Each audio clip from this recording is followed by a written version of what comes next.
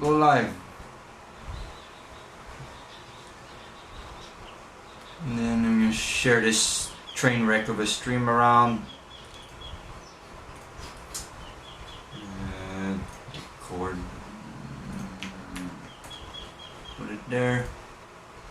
Hey, did I put an extra space there? It's a bad habit that my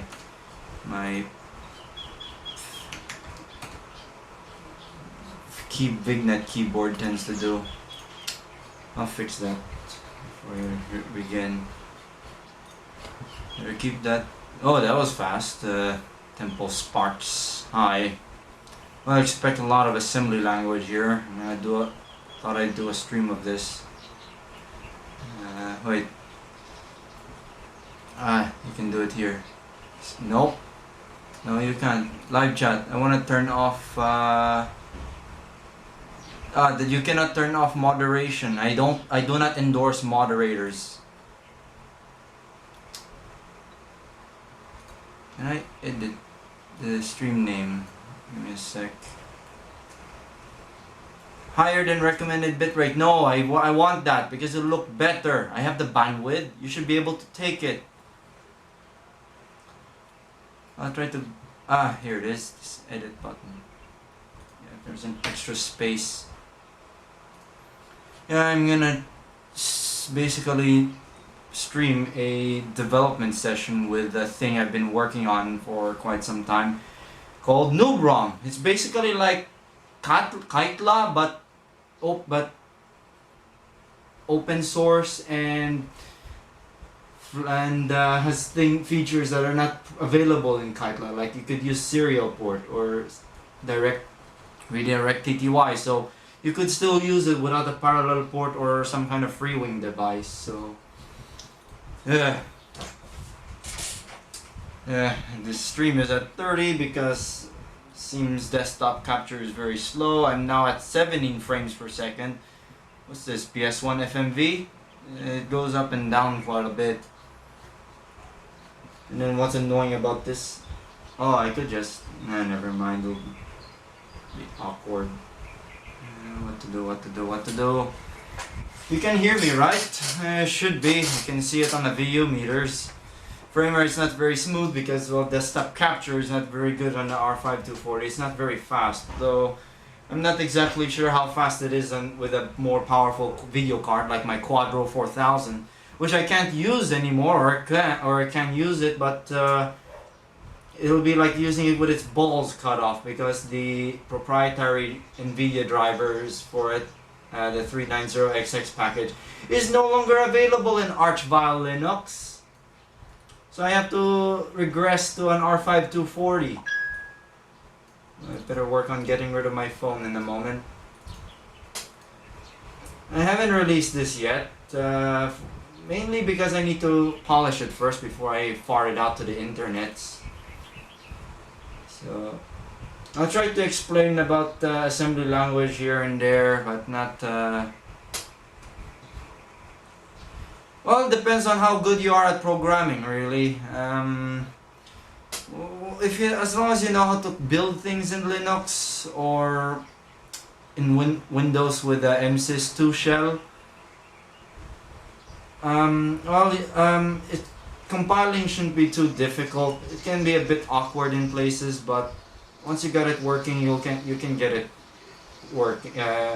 it'll be working throughout. As for the libraries itself, it'll be just about as hard as using the official PsyQ SDK. It uses the same conventions, more or less the same syntax, but it'll be a bit harder because there's no libgs equivalent, only libgpu and libgte equivalents. So yeah, I lost the window scale here.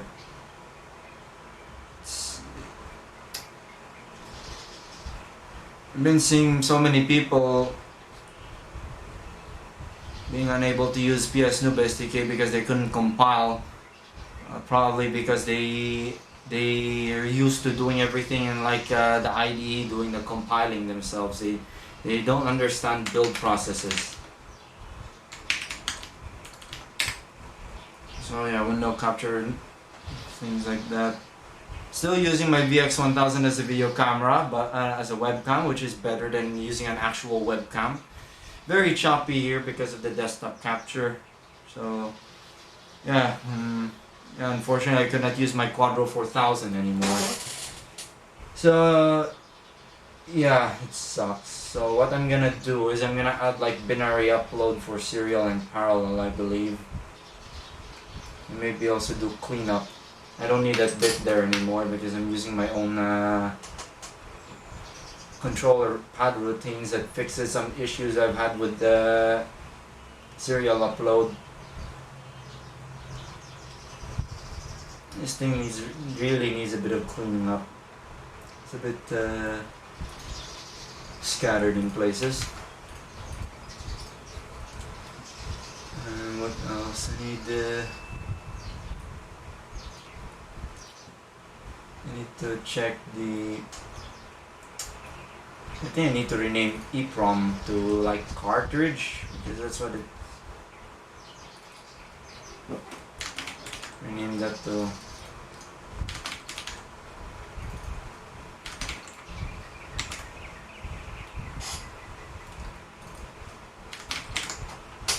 Rename the labels there before I forget.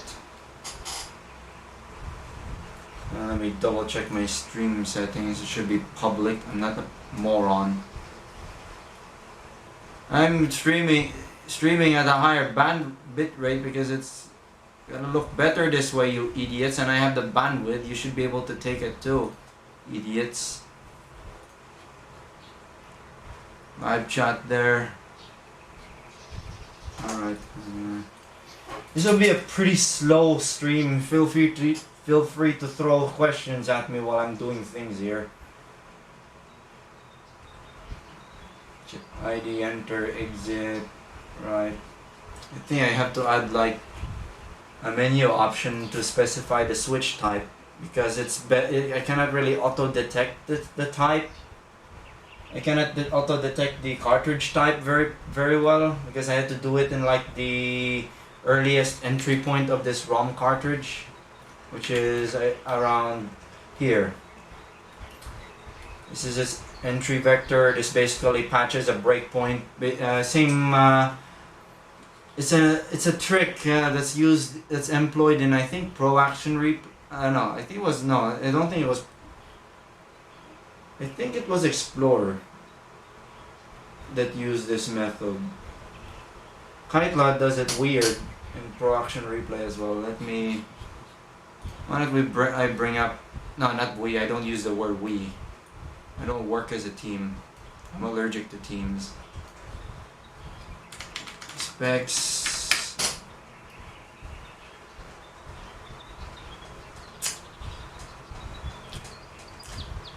Yeah, better get rid of that stupid phone. I don't like that ding sound in my stream archives. I'll be back in a bit. I'm gonna send my phone flying halfway across the world.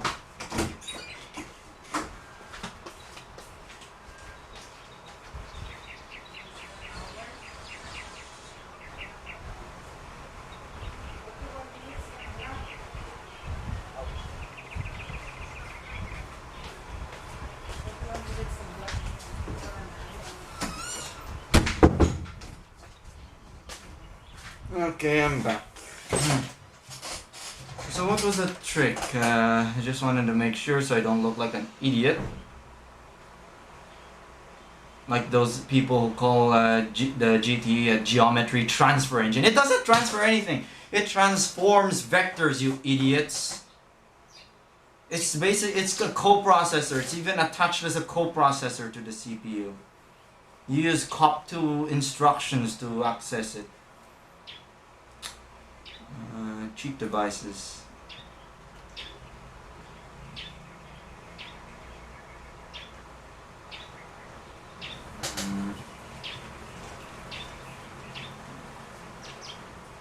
Yeah. Yeah, it's Explorer.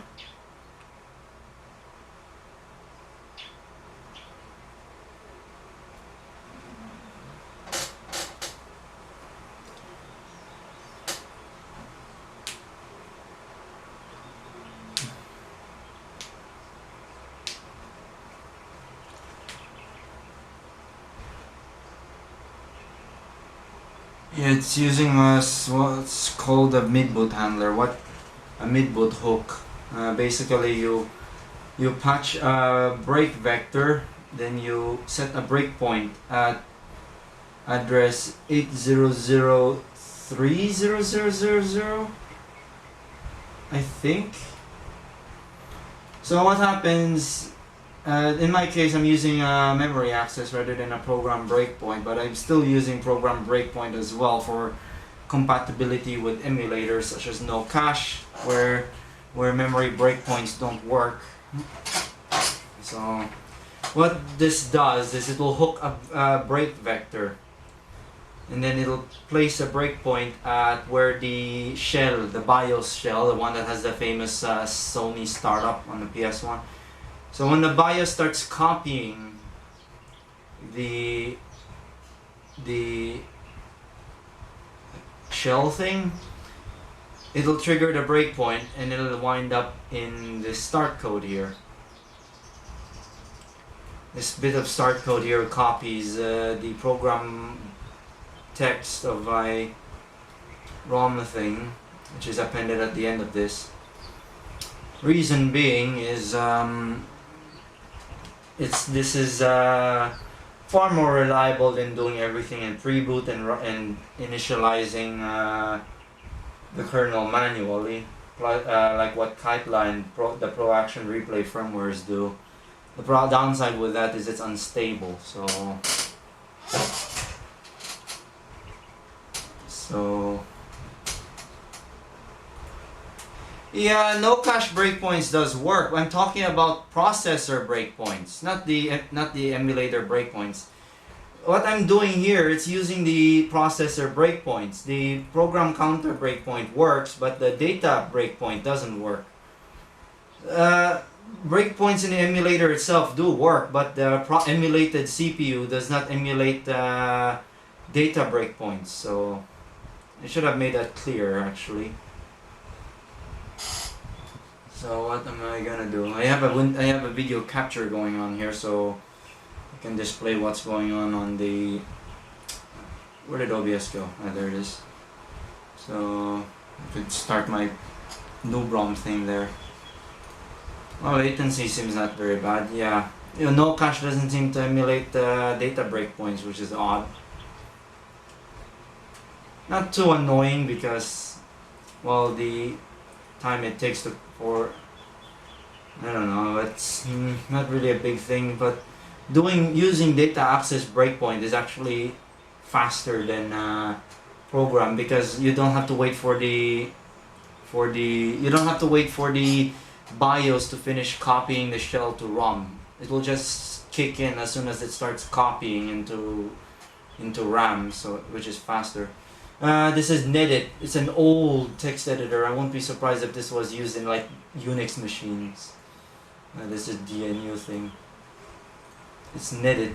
It's old, but it's still being updated. Apparently, it's been updated at least in January. I think this is old because, as you can tell, it's using Motif widgets. And this would actually integrate very well if you have common desktop environment set up. So yeah, what I'm gonna do is I'm gonna add an option for the switch type, because that'll be in the strings file, because I cannot really auto detect it from the pre-boot vector. There are two vectors in the well, I'm using Nedit because it's the closest I can get to Notepad++. The only downside is I cannot use the numpad for it. If I try to use the numpad, it treats it like it has the numlock off, which is odd. So yeah, there are two vectors here. There's the pre-boot vector and then the post-boot vector. The pre-boot vector is executed before the kernel is initialized. So you're basically have nothing in, or almost nothing in RAM, so you cannot do much. You cannot run PSEXEs at this point. And then there's the post-boot vector, which is executed when just after booting the CD. So in between the point where the BIOS finishes loading the PSEXE on the CD, it'll execute this vector. Then if you return from the post boot vector, it'll actually execute the game.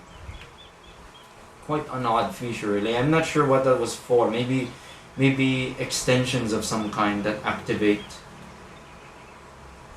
The parallel port was never really used officially. It could actually support memory expansion of up to 2 megabytes, but it will be slow RAM, not DRAM. It will just be 2 megabytes of SRAM, and it won't be very fast. But it's still faster to access than having to read files from a CD, so you could perhaps cache stuff there and then copy it to DRAM when needed if you want to access them as fast as possible. So yeah, I'm gonna add like a switch detection logic here, so you could like turn off n00bROM functionality. But since I cannot really auto detect, I'll have to make the switch manual. So I'm gonna go through here. It's basically tables. These are stored in ROM to save space in the RAM side.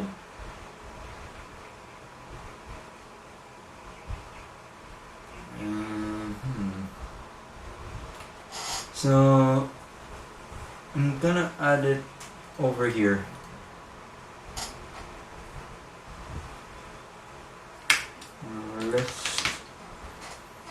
Let's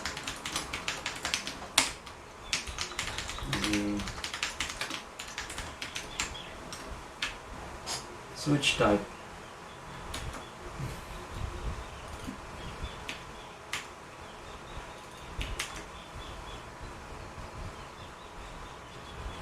Or I'll just use cartridge type.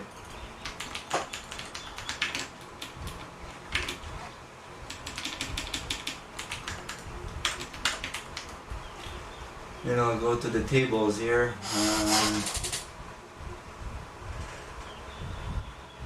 When did I change this CD on exec to cartridge type?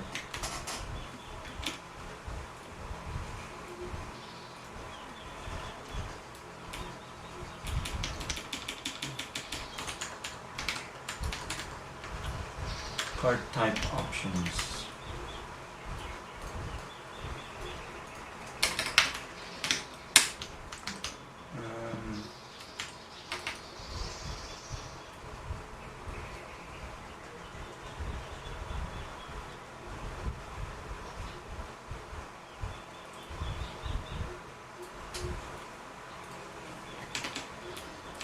Change this. I don't think these loader modes are used.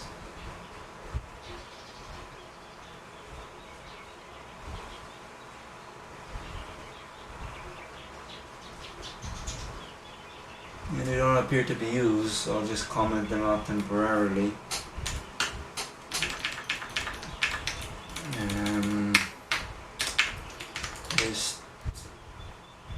List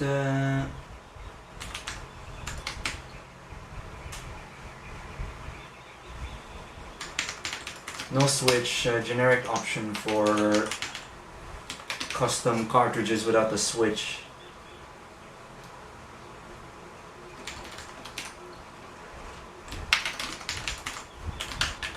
No switch, bar.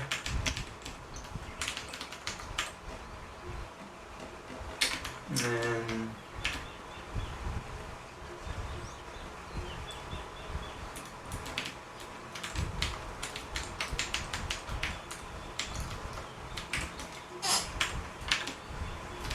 and also explorers.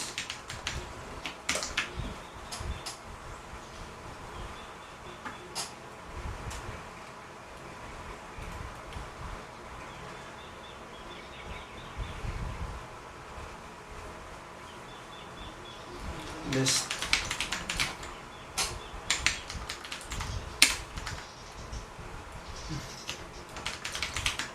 List card. Also, these highlights, these are manual. I have to define them myself. I've defined them for knitted. You do it through here, recognition patterns. I've set all these manually.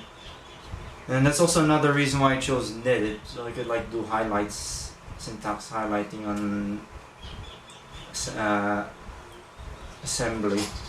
I'm not sure what this particular syntax is called, but I know for sure the GNU assembler uses AT&T style assembly syntax. No switch, par, and then explore. Explorer. It's three card types. Just name it the switch type.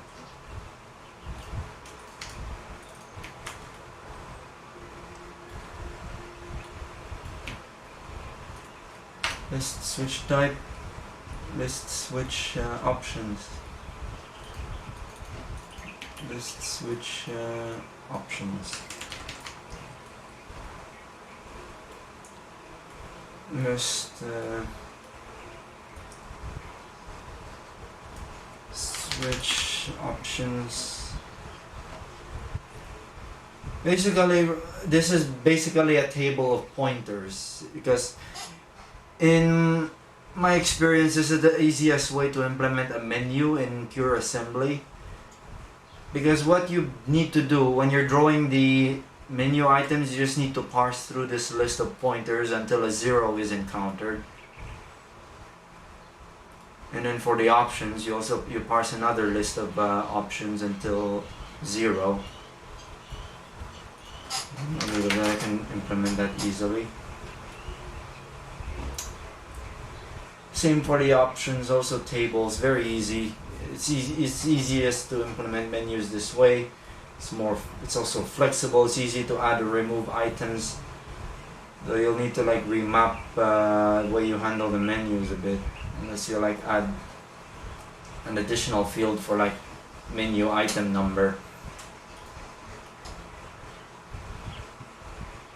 So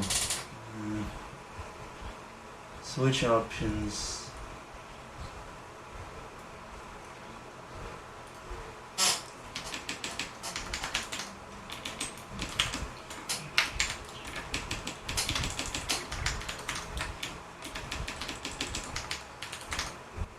List switch none, list switch par, list switch explorer. I think it's best to keep the switch option manual, just in case my auto detection, because I also cannot use the auto detection stuff, which I cannot really execute from ROM, which is another reason why I cannot do it in the pre-boot vector. But it's also probably not gonna work properly, especially in like custom-made cartridges. So it's better to have it manual. No switch would completely disable the switch detection. So if you have a cartridge where my n00bROM thing would think that the cartridge is a par explorer, it won't think that your switch is off, and it will not start n00bROM. Oh no, that's wrong. It's supposed to be build for now. 154.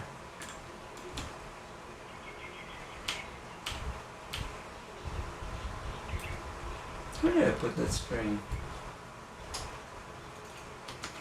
I forgot to rename this label.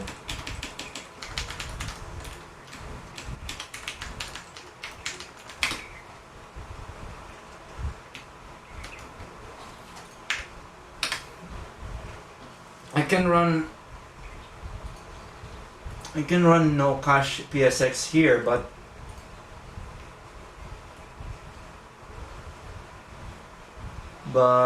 well, it works. And in fact, the video update is smoother. The window update of the actual display window is much smoother. The window freezes a lot unless you like alternate between that and then a debug menu, debug window back and forth to get it going again. Don't know what the heck's going on with that, but I'm sure No Cache is doing something weird with how he draws windows that's throwing wine off. So time to test this. I'm gonna do it on real hardware. There we go. So that's n00bROM. Why don't we? Why do I keep using we? That's so humane. Change it to plasma, minimal home screen. Yeah, look at that. Smooth 60 frames per second, but I'm doing this stream at 30 because window capture is very slow. Actually, my frame rate actually dips below 30. You can have full banner here. This is not yet a thing yet. This is just placeholders, so never mind those links there. It's not yet out, but I'm gonna release it once it's ready.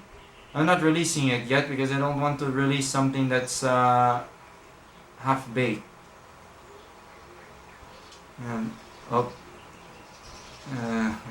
It's supposed to be minimal. Yeah, I can save 128 page EPROMs, but I have to fix that at some point so it will be compatible with FXs. So I have this clever method of testing out, getting my own ROMs onto a cartridge very quickly. I made this very basic flasher tool that downloads a ROM file from serial. And this script file I'm going to execute is going to upload that loader. The loader's made a long time ago. I was still using the Psycho SDK at the time. I plan to port it to PS Noob SDK and make it support a wider variety of EPROMs, but and also wide variety of EPROMs, and because right now it's hard coded for like it's hard coded for 256 EPROMs with a 128 kilobyte page size. 512 kilobyte EPROMs like the ones you find in Explorer FXs they're 512, I think 256 bytes per page. Okay, let's see. Cartridge switch time. Pard, yes. I think I need to shorten. Try again. Right now I'm using a Gymshark for this. I can switch to an Explorer, and then Explorer is the most ideal because because if you use n00bROM on Explorer, it will support the parallel port interface for sending PSEXEs. And it's very fast, 75 kilobytes per second average. Though it's probably best to use the parallel port interface in Linux only nowadays, especially when newer versions of Windows have dropped full parallel port support, and also in Out32 is probably less stable, less stable there. I haven't tried it myself, but I think something like that's bound to happen. But yeah. Parallel port upload under Linux is very stable though. I've never had it lock up, whereas in Windows, even when I used to use XP in my developments, it would lock up. Like it would upload an executable, it'll progress and it'll stop, and then cat flap will time out. Here it never happens. Even when I upload to, oh no, I'm supposed to cancel that. I'm supposed to build first.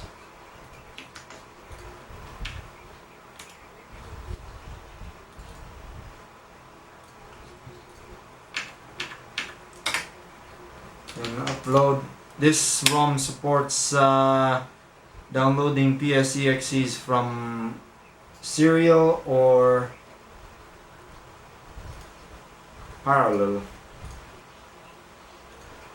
It would I would like to support the Pro Action Replays interface, and the Pro Action Replays interface is the best. PAR or Gymshark. because it's a bidirectional port, 8 bits in, 8 bits out, which is better than the Explorer, because the Explorer is a parallel port interface was designed more for SPP, which basically permits the interface only permits receiving 8 bits from the PC, and you could send either 3 or 4 bits from the PS1 to PC. So sending data from the PS1 to the PC is going to be slower. Think of laplink cable, which has similar limits. But with the Pro Action Replay, you could do full 8 bits in and 8 bits out, which I would have preferred. But that needs making some kind of a simple board that has some simple glue logic to basically serve as latches to make it easier to deal with that sort of protocol with a printer port once you've configured it to bi-directional mode. But I've designed a board for that, and I was gonna have it fabbed in like last Christmas, but I don't know, stupidity. I thought you cannot pay again when you forget when you made an order and then you did not pay. I thought it's lost. Turns out you have to go to the order history, which would have been very convenient if it had a notification like, oh, you have a pending order here, and it'll take you to the order history. And now I cannot do that anymore because there's the made in China virus. I swear this terminal crashes sometimes. It becomes unresponsive. I am stupid.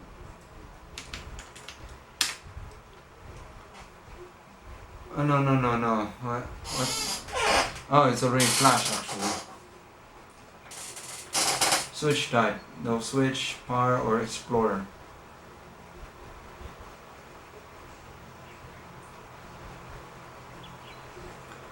n00bROM has this feature where it can serve as basically a chipless mod chip. It supports unlock, the backdoor commands, and also easy swap, which is basically swap trick, which is what the PS Exchange, those stupid PS Exchange discs do. But they're not the swap trick method is not very reliable, mainly because the talk's not updated. So if you have a game that uses CD audio tracks, that's not gonna work properly, or at least the CD audio playback's not gonna work properly. And you cannot update the talk because when you issue read talk, it will clear the disk authentication status, and then you won't be able to boot again. Boot that disk whatsoever, because the HC05, the CD-ROM controller, the way how it works with its protection scheme, we all know that it will only boot PS1 discs with that wobble groove containing the SCE string instead of a tip. Instead of a tip information. Well, the CD-ROM controller does more than that. It also prevents you from reading data sectors properly if it does not detect a legitimate PS1 CD. So even if you manage to get your own loader into the console, you still won't be able to boot CDs because the HC05 will not return data sectors properly if you attempt to read data sectors from the CD, so you won't be able to boot reliably. You can read still, but it gives you the raw sector data with no error correction, so it's gonna be very slow. You can probably do the error correction in software, but it's gonna be very slow, and also seeking is not very accurate Seeking is not very accurate if it does not see a legit PS1 CD, so you cannot. That's not gonna be reliable either. So yeah, you really have to go either mod chip or unlock trick with a cartridge.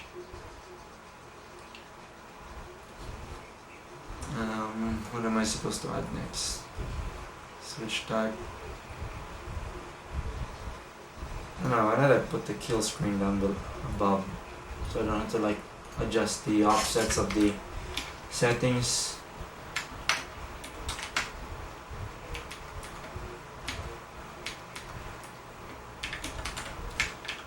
And you can, as you can tell by the options there, you can select NTSC or PAL or automatic, which is checks the BIOS region string. TTY over SIO, that basically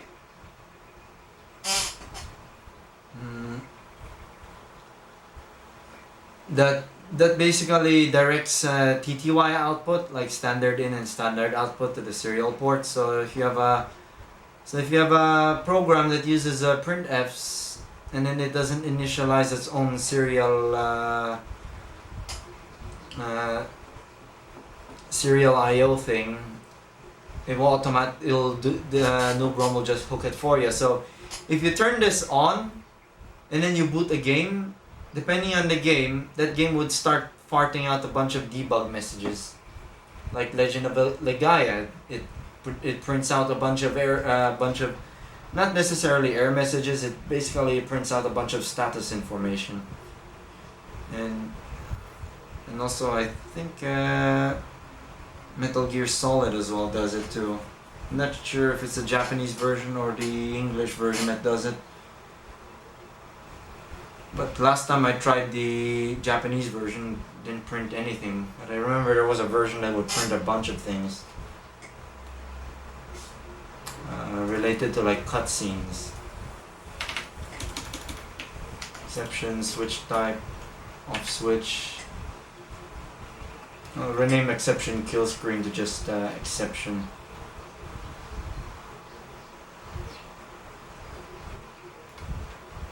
Or just kill screen? Oh, never mind, I think it's okay, looks alright. Also makes more sense there, exception kill screen. Oh, hello Mr. Video Guy Nuclear Ornament. Oh, about if you still remember the shenanigans I've done with getting movies onto Super VHS using DV cameras, using my DV camera as a video output. Well, guess what? DV transmission through FireWire works properly in Linux kernel 3.16, but is completely broken in Linux 5. Linux version 5, whatever new kernel there is. FireWire download is still working because I'm still using my VX1000 here. But the other way around doesn't work, which makes sense because who the hell transmits DV streams nowadays, right? Only an idiot would use DV streams. Everyone only talks about transferring DV from tapes, not the other way around. Only an idiot would do the other way around, right? Because putting digital video on analog formats or DV is a stupid thing nowadays, right? You're not allowed to transfer video to DV anymore. You're supposed to do the other way around, which is what everyone does nowadays. I've also made some transfers with Kiki's delivery service. I have it on my temp directory on my website. Why not as a test? I'll link it. Let's see if the streamer can post links. I think I can just type it manually. Hopefully you can see that, so if it doesn't go through, you can still see it. No, not SVN, it's in... I think it's prop bike. Let me see. Let me double check the file name. Propeller bike.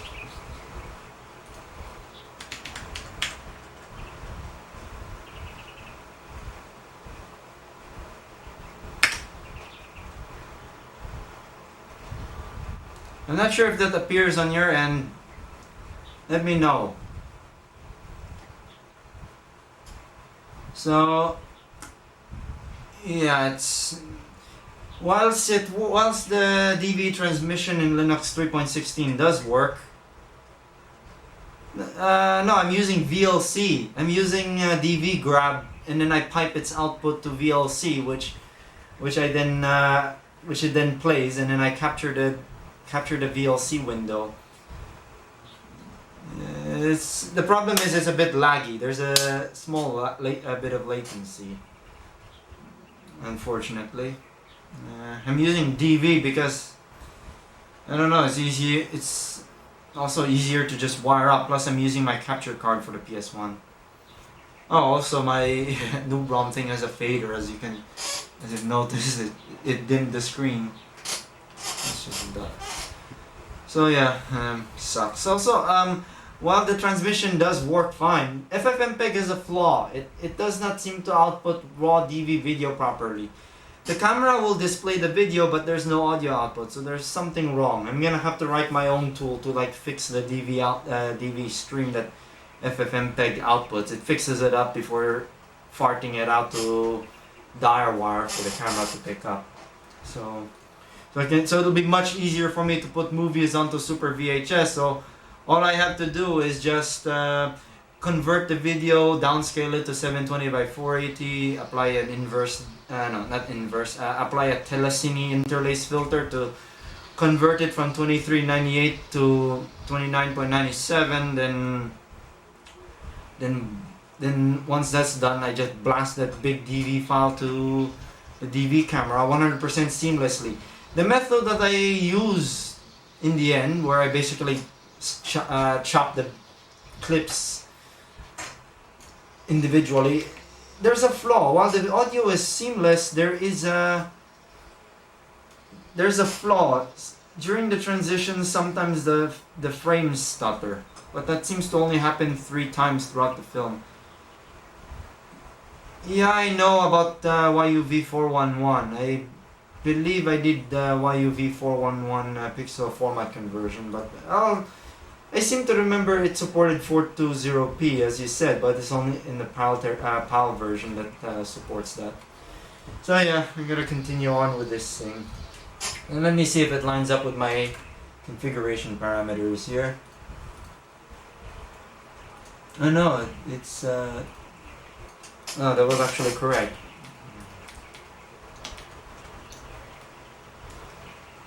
Betacam.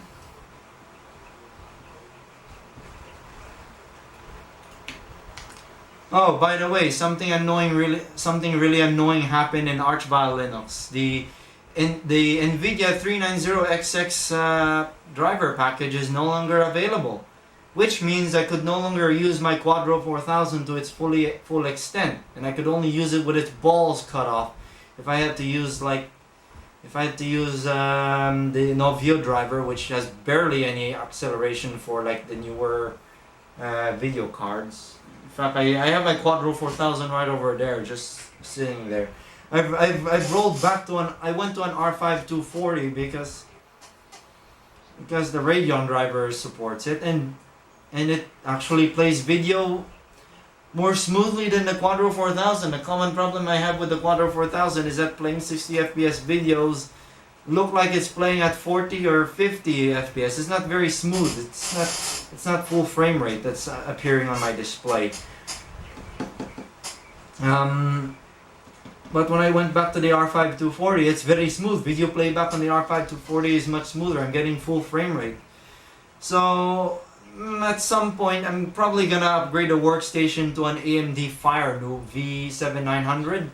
I could go for a V5900 because I don't really do much in the way of 3D stuff, but I'm not sure. I might either go for a V5900 or a V7900 FireNoob. I don't really need a very powerful 3D accelerator for this workstation.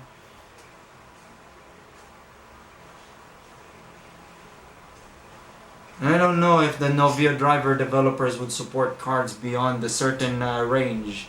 And I don't remember which particular models was the last it fully supported. But I don't think Fermi chips are supported properly. It'll only serve as basically a display adapter. So if you use the Novio driver with the Quadro 4000, it's just gonna be a it'll just be a frame buffer that's a space heater. Also, removing the Quadro 4000 made my workstation a hell of a lot cooler. My feet are not getting warm as much. When I had the Quadro 4000 on before, it was not common for my foot to get heat warmed up by my workstation.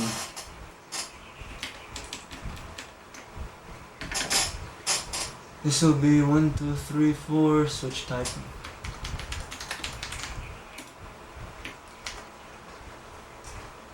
This is basically the config block. The align block here it's to make sure this area here is aligned to 512 bytes, so that to maintain compatibility with.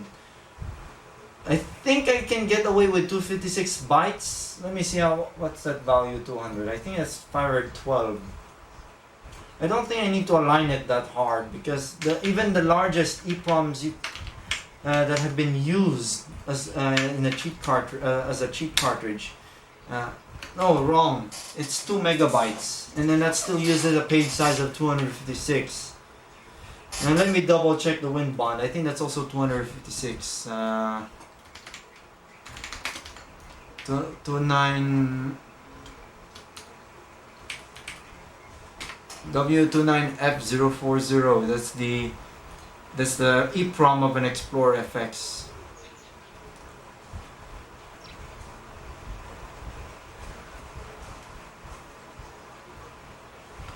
Sandy Bridge is newer than Westmere, is it?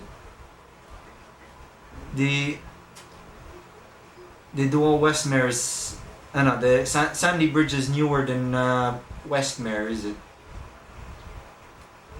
Oh, I gotta love these search results that point to nothing useful.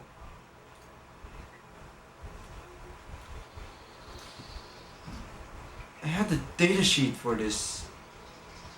Or I think it's 29C040, I think.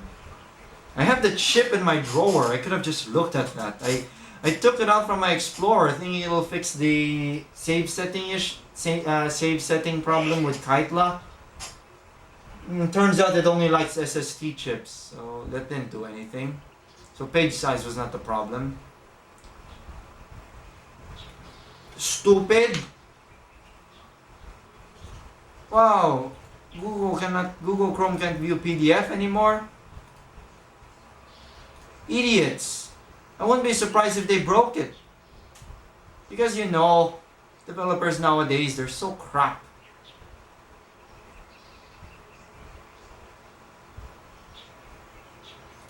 What was that, old data sheet? More like no data. Here's one that works. I want the full PDF, please. Wow, PDF is broken in Google Chrome, so I assume that's, but I believe it's 256. I think so. Let me see what's the right size for this. I think it's 128 because it's for like 256K. I know I have a database here. No need. Yeah, the largest page size in the known in the chip ID list here is 256 really. So I can just set that to 256. I'll save 256 bytes.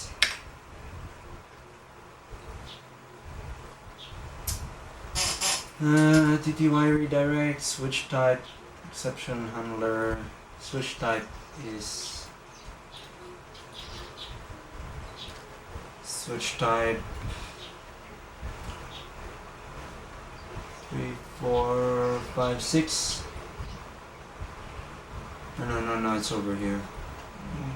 0, 2, 3, 4.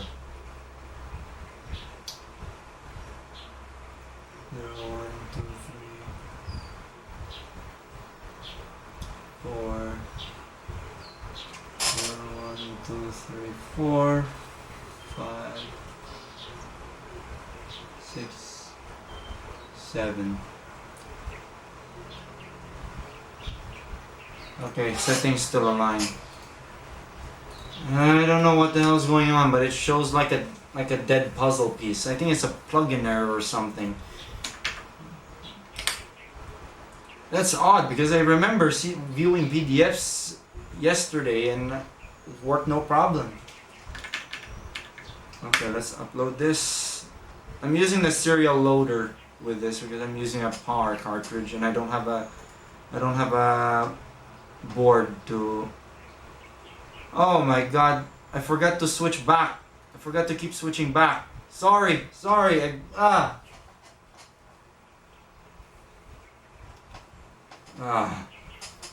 Oh well, because I cannot really. Oh yeah, there it is. Switch type, exception, kill screen, off switch. Well, that sucks. I should pay more. I did not pay enough. Let me see if this will set. This is a power cartridge, so I'm gonna turn off TTY over SIO and exception. Okay, it saves it. Okay, next time. Yeah, so all the thing I've been talking about the code here, waste because they did not switch back. That's a pity. Bloody hell. So yeah, the settings now line up. Now all I need to do is add code that reads this setting and check if I think it's over here that okay, here it is. So I can get away with basically doing whatever here because I can just simply return back. This is not an exception handler. This is a pre-boot function. Okay, so what I'm gonna do here is load the address of. It doesn't really load, but it generates. It's a macro for getting the address of a label. So this gets the address to the config.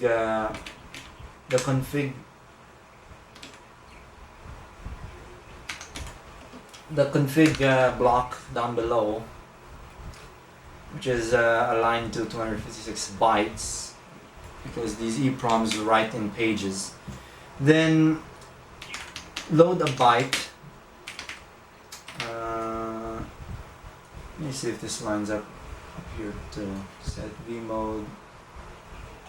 No, this is now.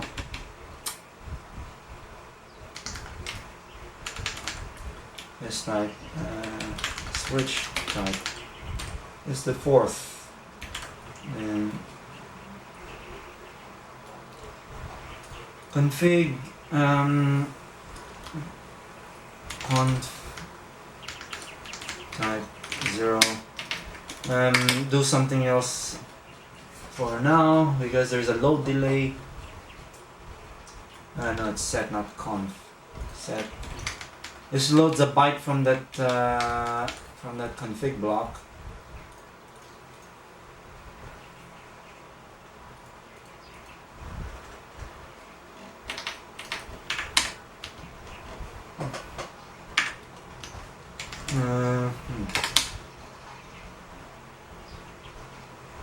I think I can get away with.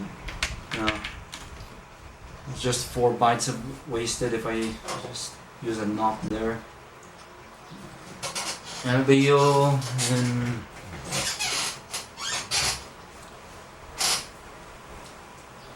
LBO. If it's 0, BQZ means branch equals 0. So branch equals 0. It will branch if this register is 0, contains 0. So I'm gonna put a local label for no switch. I'll just basically skip no switch. Then I can do BQ A01. That's for power.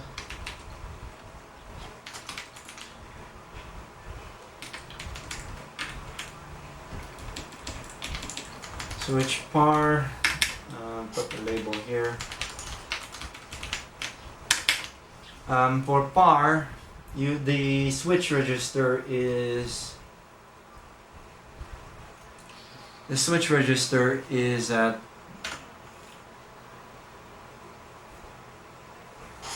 I'm reading the reference here. How's the stream quality though? Is it still smooth? It's not 60 frames per second though. But I don't think you need 60 FPS. I would like to, just because it's a bit needless, but there's some, I get frame rate drops in the window capture. The tel IO, it's in address 1F020018, so it's just the first bit. Okay, so first bit, for par, that's A0. Load up, Louis is load upper immediate. It loads the 16-bit word to the upper 16 bits of a register. So it's gonna be 1F020000 in A0. So I'm gonna load the byte.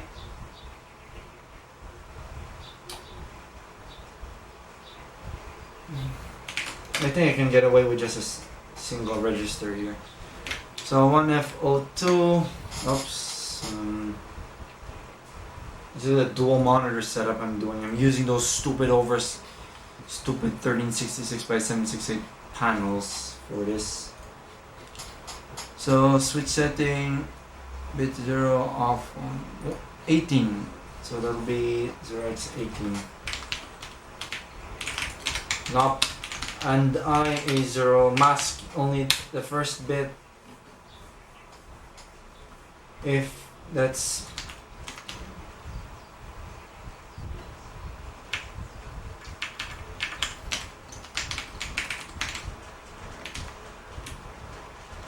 no, if it's 0, that means it's off. So A0 branch to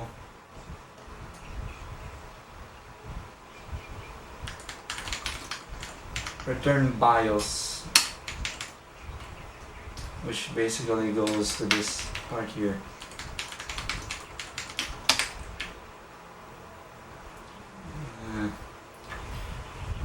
Then okay, I think it's ready to go, so build it. Oh great. What's it called? Type. There we go. Then upload it.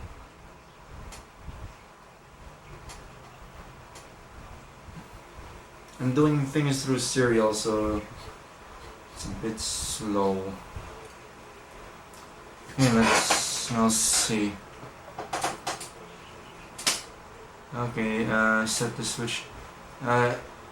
Yesterday I got the cart identification working. It can detect PAR or GameShark, PAR and Explorer cartridges, and it can also try to determine if it's a single EEPROM or dual EEPROM cartridge.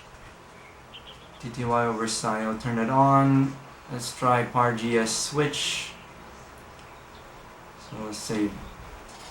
Okay, I'll turn off the cartridge. I'll turn off the switch on the cartridge and see if it'll dump back to the BIOS.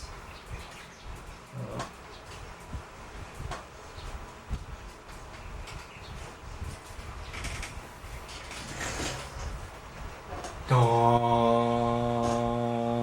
dong. Oh yeah, it's working. It's working. You're not. It looks like half resolution there because it's. I'm using the retro deinterlaced filter, which is not exactly good for high interlaced content. Okay, now we have working. Now there's a working switch. You can easily turn it off if you need to do something, like boot a CD. Like if you're screwed up and you break the cartridge, you can boot a flash loader or something.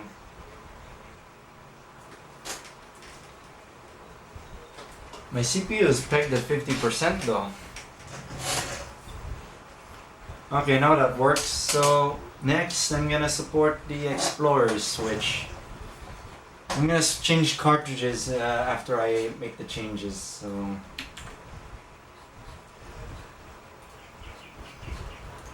Yes, n00bROM. Basically a better Kaitla. And I've also, when I switch to like an Explorer, I'm gonna... After I switch to an Explorer, I'm gonna demonstrate the speed of parallel port upload.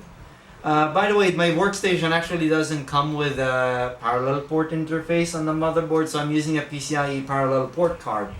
And that works, and I believe the USB parallel port adapters would also work. But these two would only work in Linux because they appear as port devices, and as long as SPP protocol is supported, which should be most of them because that's what printers talk with, it should work. So yeah, no need to make like a special cartridge that has a USB interface anymore. Just get one of those USB adapters. I haven't tried it, but I know, right, it works with the parallel PCIe ones. So this one will be the logic for Explorer cartridge. I think it's 1F06, it's IO address area.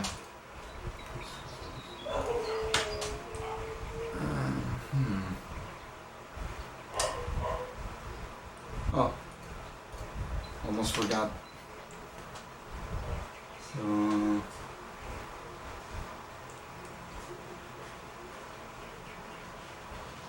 what to do? Oh yeah, cheat devices, Explorer. It's in 1F06. 1F06. The first bit is the switch. So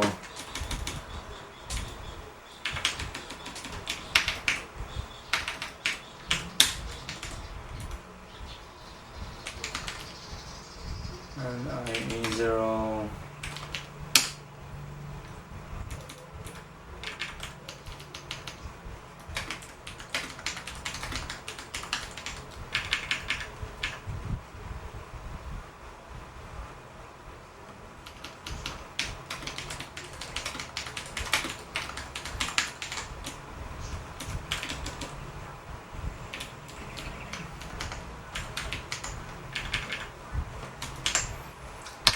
And then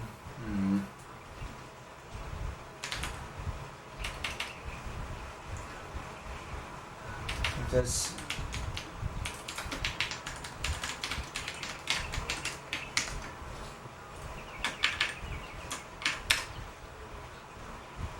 okay. Time to change the cartridge. Where's my Explorer?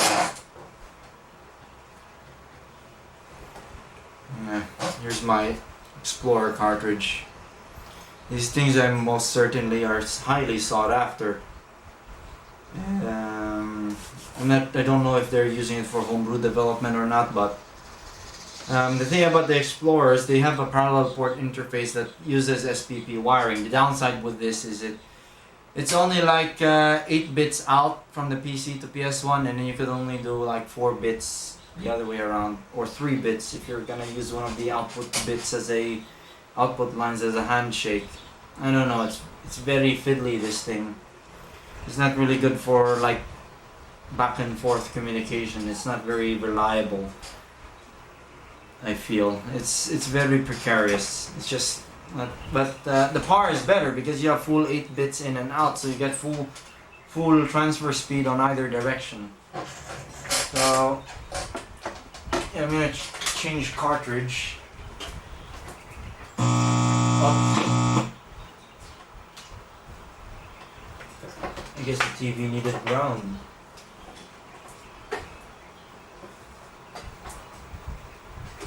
Connect the serial. No-brom only supports the serial I/O redirect, even if you're using an Explorer, because I feel like standard in and standard out is best suited for SIO. I don't know, I don't like doing it through the Explorer interface, even for printf messages, because it's gonna be a bit unstable.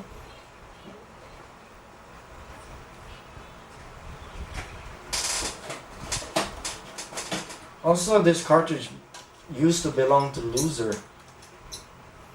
One of those members of the PSX homebrew scene that are long gone now. Probably because they lacked they weren't passionate enough. And I don't know, being in this level of knowledge, or rather being one of the very few remaining that knows the hardware like the back of my hand, it feels lonely. Where's my parallel port cable? There it is. I don't know. It's like as if you're the only one. Most folks in the PSX homebrew scene are just beginners who are just getting into the hardware.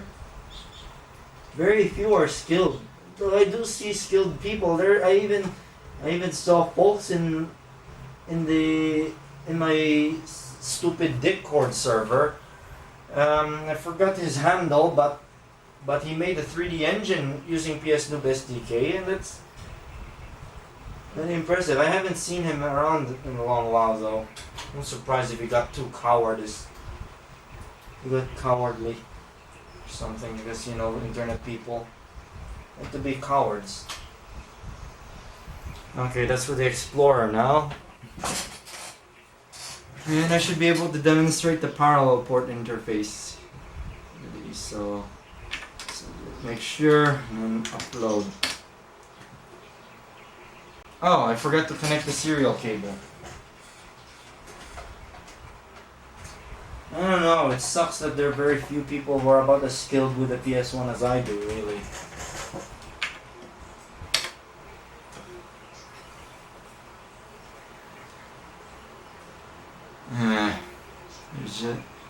I think even the Dreamcast homebrew scene is going down.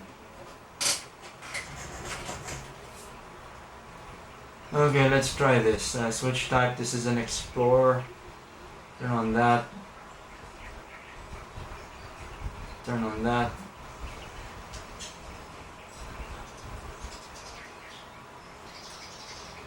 Oh, interesting. Oh, the switch is actually off. that threw me off.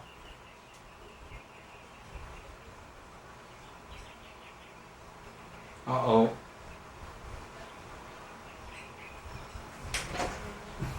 Great.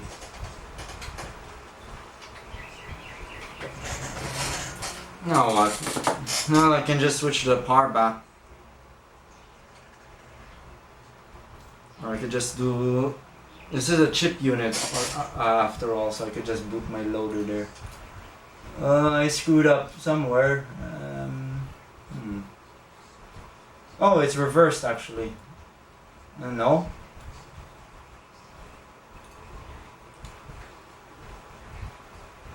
It's 1F06. The first byte is the switch setting.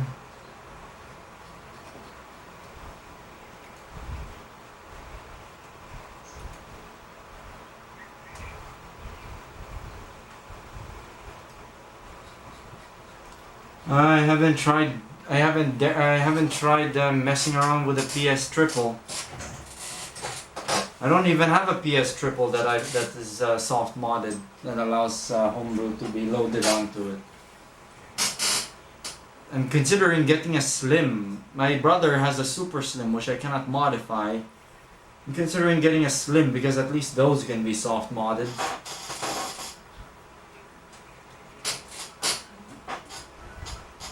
Oh man, what did I mess up this time? Did I choose the wrong switch type?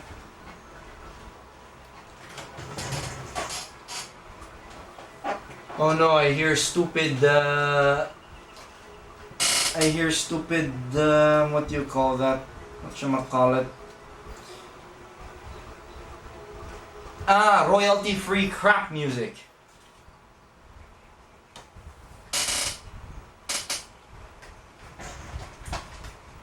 I ought to do a parody of one of the more overused ones, like the dong dong dong dong dong dong dong dong dong dong dong dong I'm basically gonna bastardize that. That'd be fucking swell. I'd love to do that.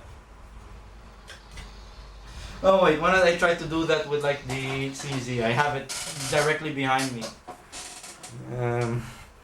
Let's see how this. Why not you should have a go at it? I don't have it. I don't have it wired to my workstation, so I'll have to hear it as it comes out of my stereo here.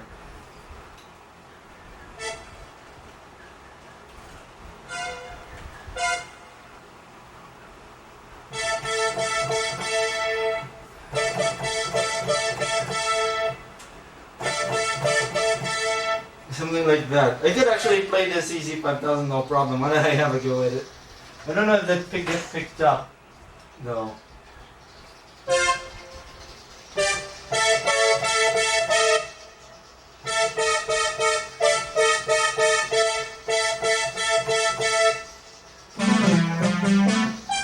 I'm deliberately doing a horrible job at that stupid thing, but I can play actually. Why don't I have a go at Skyroads?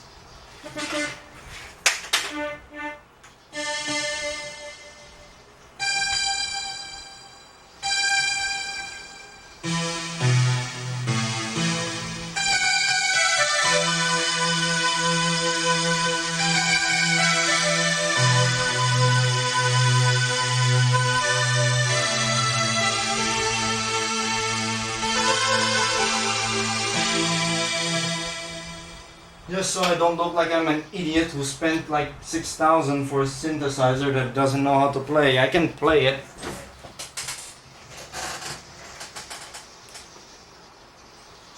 I can play it. I'm not a duper. I actually try to make music with it from time to time. I'm probably gonna end this stream with like oh, I forgot to like switch. Basically what happened is well, now it doesn't boot to n00bROM because I think the switch logic is not working properly. And I'm looking for my light load CD. Let me see if it was really on the on switch. Well, I remember the switch can be a bit flaky at times. I have a feeling the switch is flaky. Or maybe I chose the wrong switch type. I should also implement like you can use a controller combo to force it. I'll try that.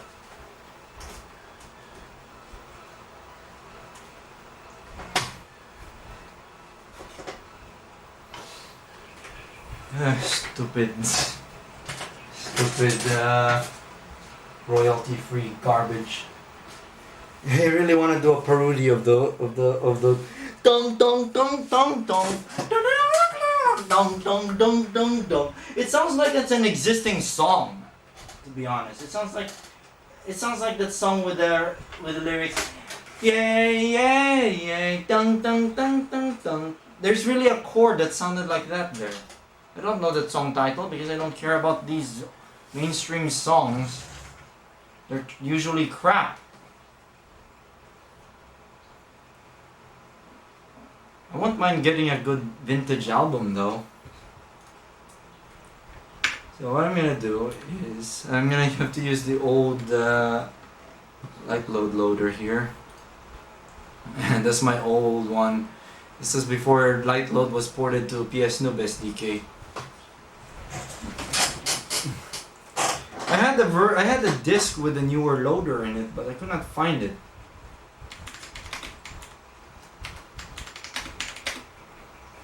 No, it should be no cons old.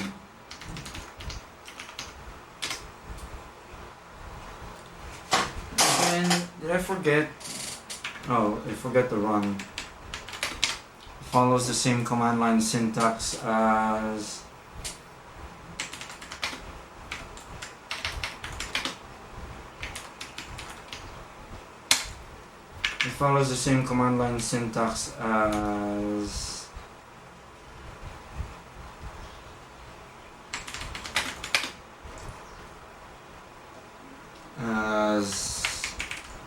cat flap.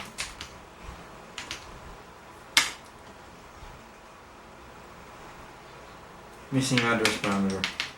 Okay. Yeah, I only paid 6,000 for that CZ5000 last year.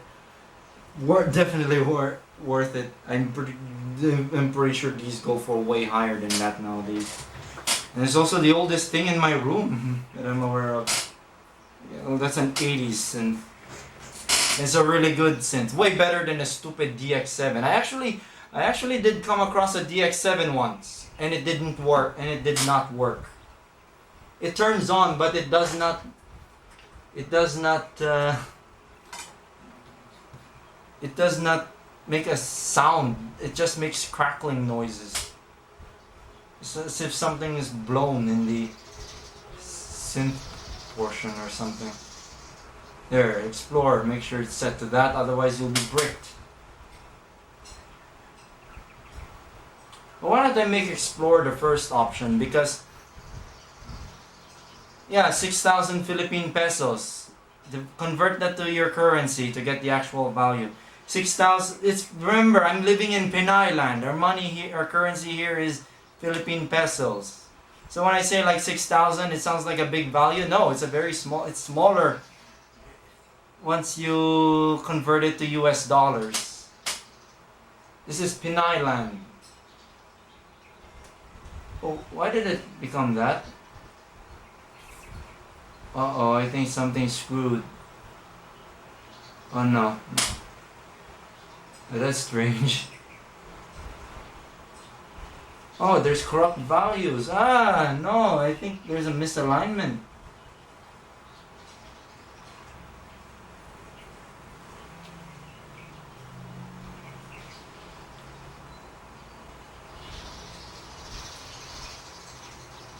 Weird. Settings were all over the place.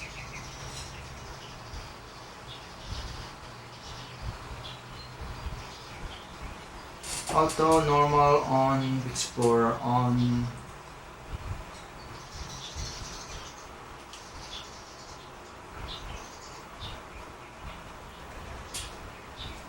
There's something wrong here.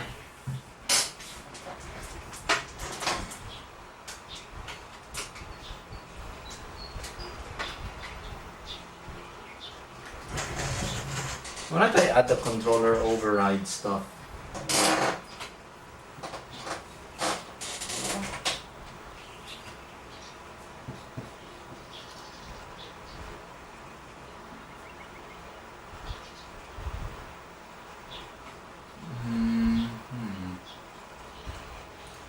There's something messed up's going on.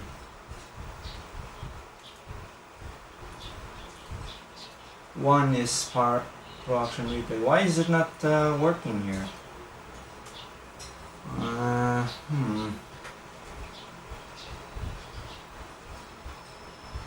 Oh, I think it's a different bit value. No, wait, let me double check.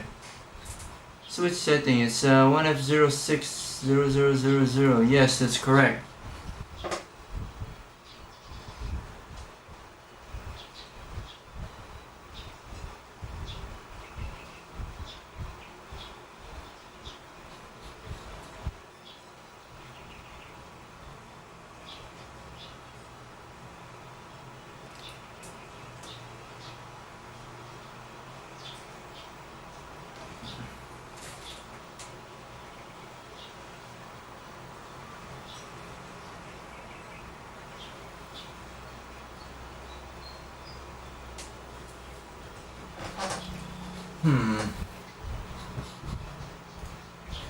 Yeah, nothing. This code's supposed to work, yet it doesn't. I think it's because I really have to put the memory page in. I set 100 on there. It's supposed to be 256. I'm gonna have to set it back to Farad 12 just to make sure, because settings were all over the place earlier. As if there was a misalignment going on.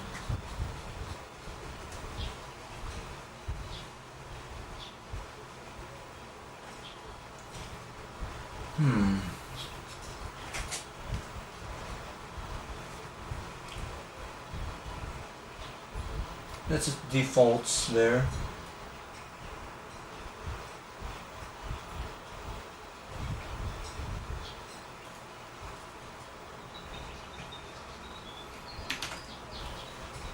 Make it a known value just in case. I think that's why.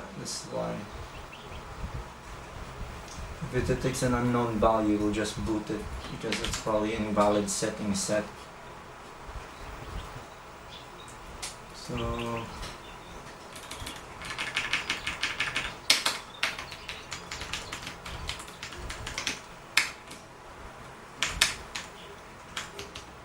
oh, now I know the problem. I have to do this. That's why it's not working properly. Because if it's 0, I don't know, if it's 1, it went to this bit of code here that thinks the switch is off. So, silly me. So, what I don't like about the PS1, something that's been slowly trying to drive me out of PS1 development is the optical pickups of these PS1s. These are becoming very, very temperamental. And there'll be a time where my PS1s could no longer read discs at all anymore. Well, there's PSIO, but development capabilities are very limited on those. It's very restrictive. You can't do much with it as far as development goes. And then the devs of that thing prioritize the folks who use it for playing games, which makes sense because most people who bought PS5 bought it for playing PS1 games. But for development, it's not recommended. Or for now, I don't really recommend it at the moment for development. Maybe you could use it for development. You can still use it for development. You can like run your ISOs on there. But it's not very flexible. You have to copy the ISO file to SD card and stick it to the console over and over again. You could stream ISO over USB, but folks say it's unstable. I haven't tried it out myself. I think I did try it once, but others say it's unstable. Like if the whole system is pegged, it tends to go barmy.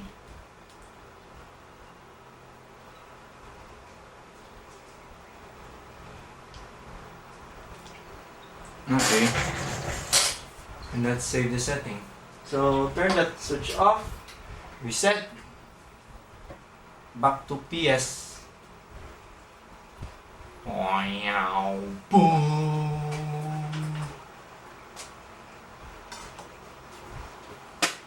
Oh, I did not show that. Sorry.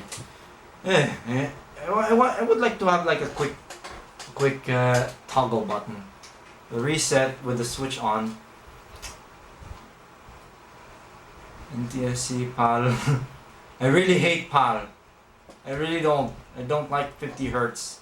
Extra scan lines are useless when the aspect ratio is distorted because of it. Especially in game consoles. Like for example the Master System games there often look like they have a 16:9 letterbox look because it had to be adapted for PAL, so the game actually gets squished or vertically. Why don't I demonstrate the TTY over PSIO for a bit?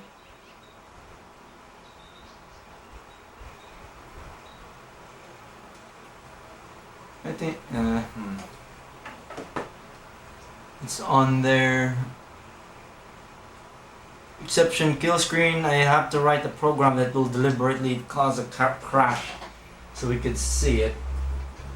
Why not I try demonstrating the serial TTY capability. I'm gonna load a PS1 game here that dumps a lot of these messages. The loader of this is very unstable. Oftentimes it doesn't work at a CD booter, but I think that's mostly down to the CD-ROM being terrible. I don't know, the BIOS CD-ROM routines being terrible. So start. It'll just stay there as it waits, and I have to put like a check later so that if it fails to read that file, it will just dump you back to the start. I really hate the PS1 CD-ROM, it's just not very good. There we go. I wouldn't be surprised that the BIOS CD-ROM routines are just a bit unstable. I don't like to play ball.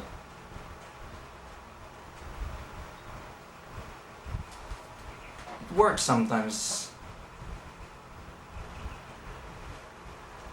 No, it detected, as you can see, it detected the Explorer cartridge.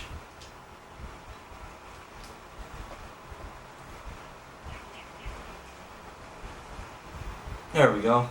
And then I'm going to switch over here. I need to start the terminal mode.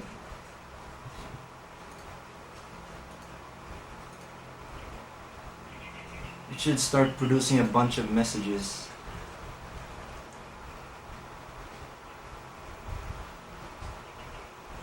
No, it's not printing them.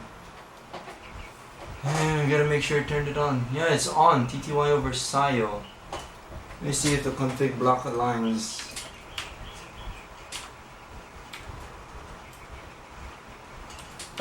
It was working.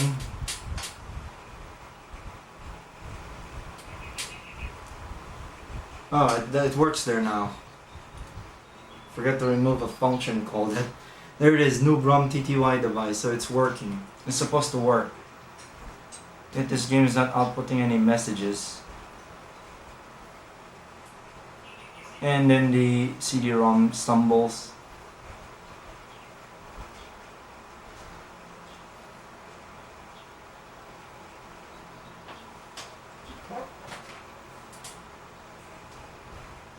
No wonder they, I don't know, the BIOS CD-ROM routines are half hours.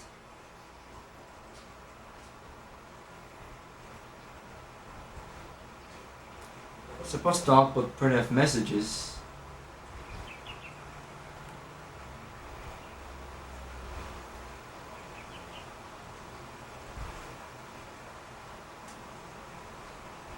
Let me see the program start code.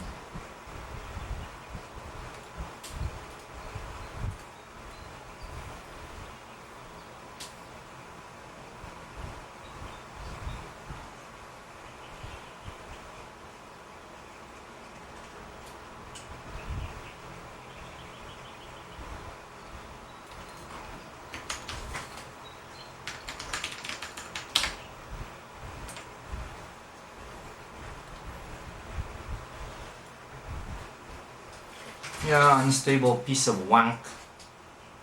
Or I could just copy the PSEXE from here and then upload it using the parallel port loader. It would be ingenious actually, and far more reliable because why did I do that? I've had enough of that stupid thing now.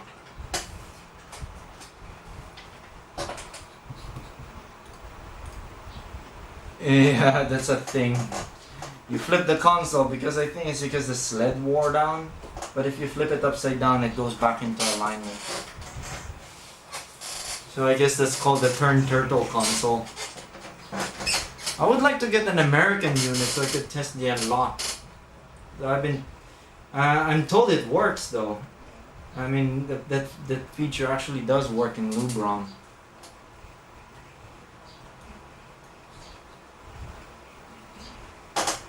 Come on, read. Don't be as unreliable as the PS1.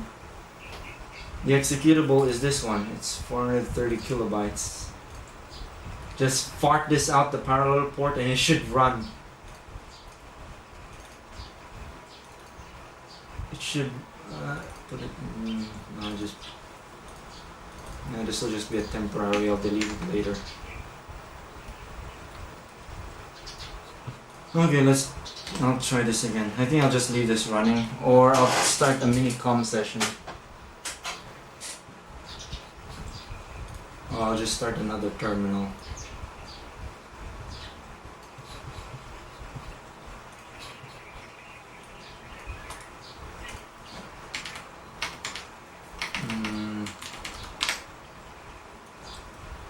listen, I'm not gonna send anything, so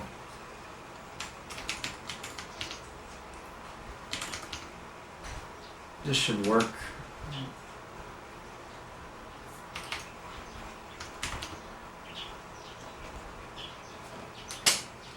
Oh, I need to put the disc back on.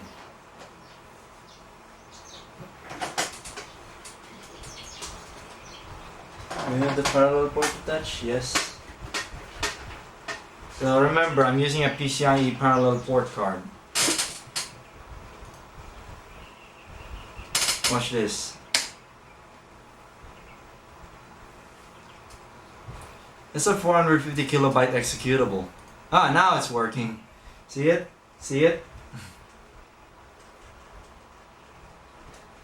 And the game is loading up there.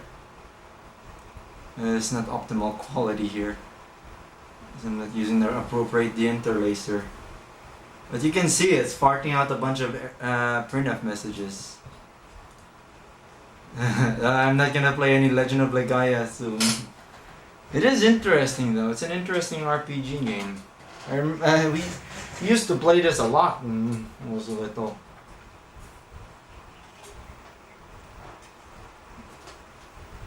But yeah, that showcases the parallel port upload. It's very fast.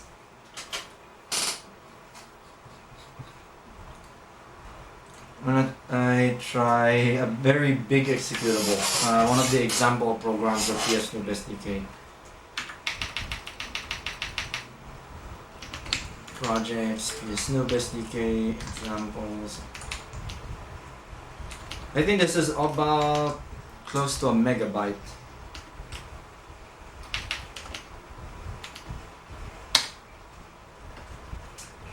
Look at that. It eats a lot of CPU power though in one thread, on one core, but well, it's very stable. I've never seen this seize up. And there you go, it's working. I'm gonna set a better deinterlace. There we go, much better.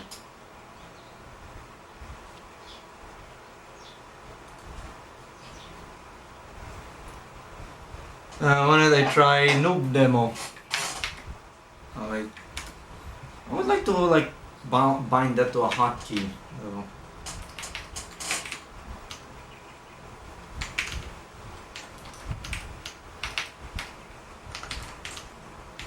Look how fast it uploads.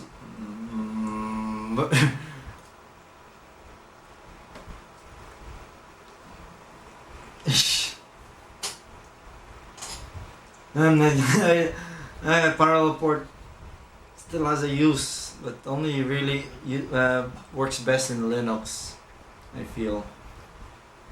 If I were using Kiteline, Catflap, this would oftentimes time out. But I think that's down to using imp-out32 library being a bit iffy.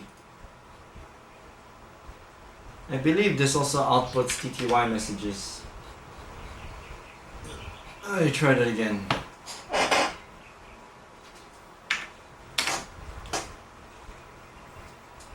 Yep, it just outputs that.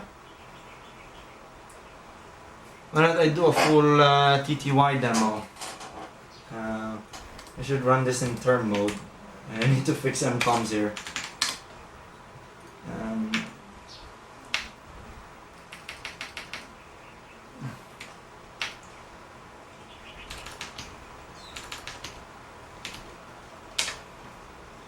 Waiting for TTY. Press enter.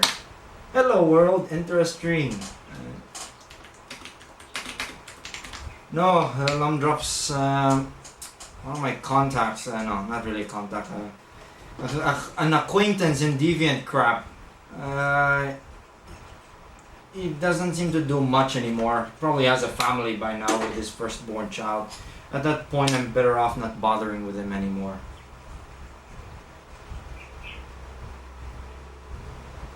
Why did I use a question mark instead of an exclamation point?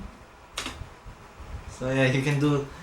This is through n00bROM style TTY feature. I did not draw that art. That's actually his. I should point out. I have my own drawing now. So yeah, I'm browsing n00bROM through ScioTTY. So I'm browsing n00bROM. That's bits for the exception handler. Why not I test that? I haven't tested the exception handler if it does actually work. Make sure it's on here. Okay, why don't I go make a big mess up? I'm gonna do an address misalignment. Do it in TTY test.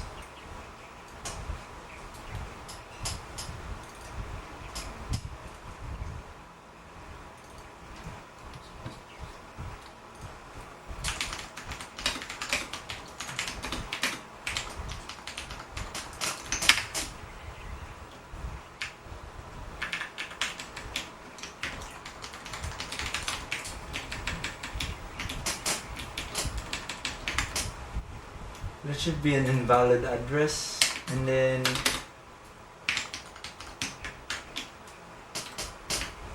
at that point it should die, so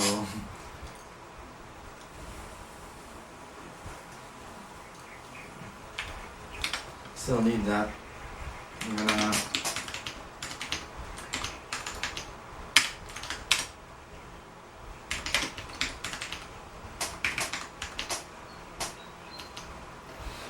but everything else in n00bROM is actually made by me. The only thing that isn't made by me is the artwork of my character Saw Nothing. The 3D Bun Bun Girl is mine. That Pets Come scene is mine.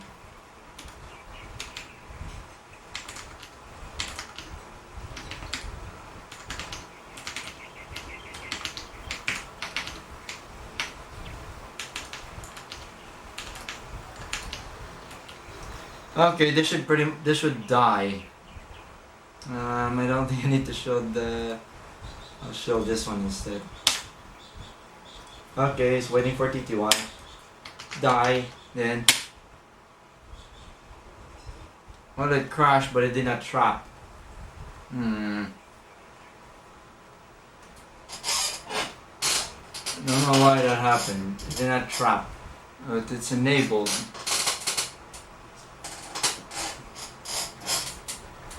Let's see, n00bROM.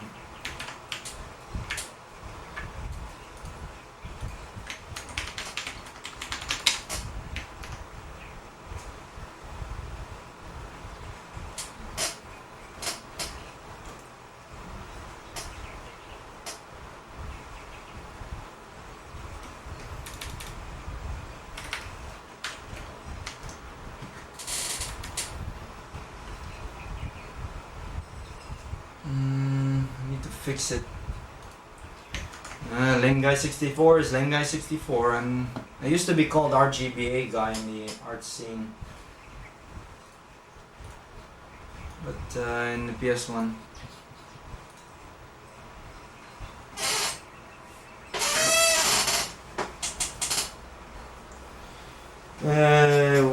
Wouldn't exactly bother with the PS3 cell. It's cool and all, but it's probably gonna drive me absolutely barmy. So, X handler. No, not that one. No, not that one.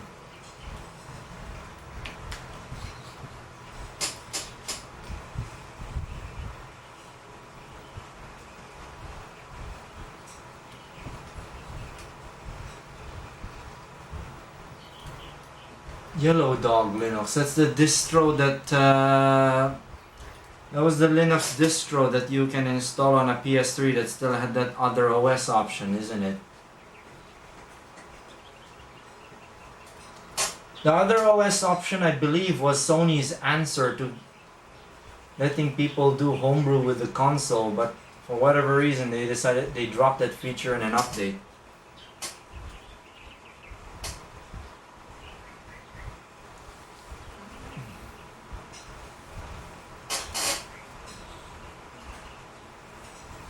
I guess the investors got too paranoid. because investors. I doubt you can run PS3 titles through the other OS option because the PS3 titles need the PS3 OS running. And then with other OS, you cannot. The PS3 OS is not present. It's probably needlessly complicated to get that thing running.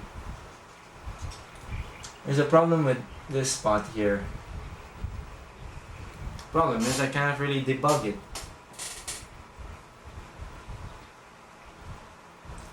This bit here does work because if this is installed and then it didn't work, it would just crash.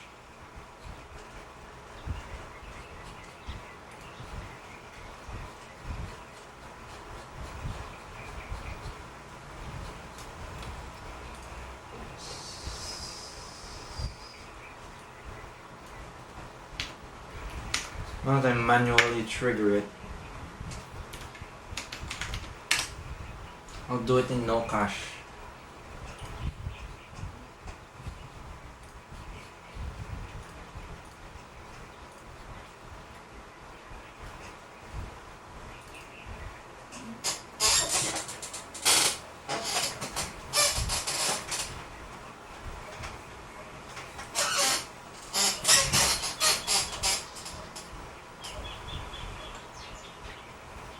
That's interesting.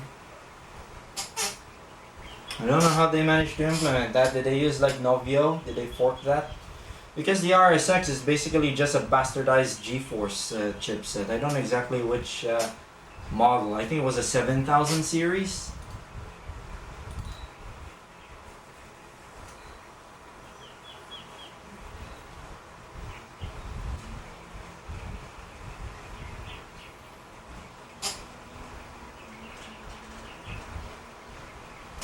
I guess it's because Linux folk don't need hardware accelerated 3D.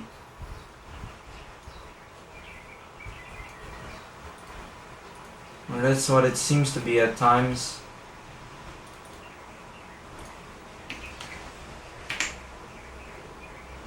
That's the thing I'm talking about with the window updating. It freezes like that until you like back and forth several times. Or it freezes if there's no input for a long time. So what I'm going to do is I'm going to analyze the break vector at address 80. So it's going to go to C000.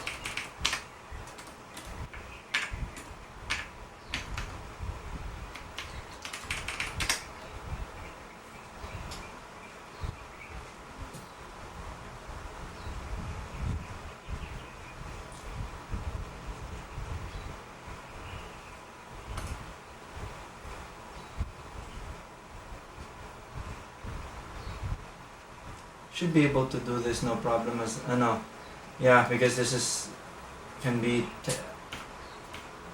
interpreted as an interrupt occurring. So D00, that's one of the unused areas of the kernel area and the first 64K of the PS1's memory. Saves there, copies it in, false. Through.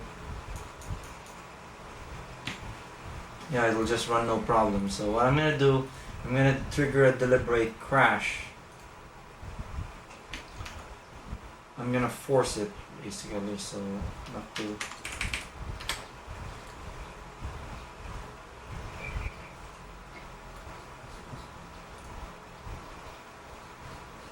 Game OS. I think on the PS4 it's called Orbis, which is I think the PS3 and PS4's operating systems are like forks of NetBSD or some flavor of BSD.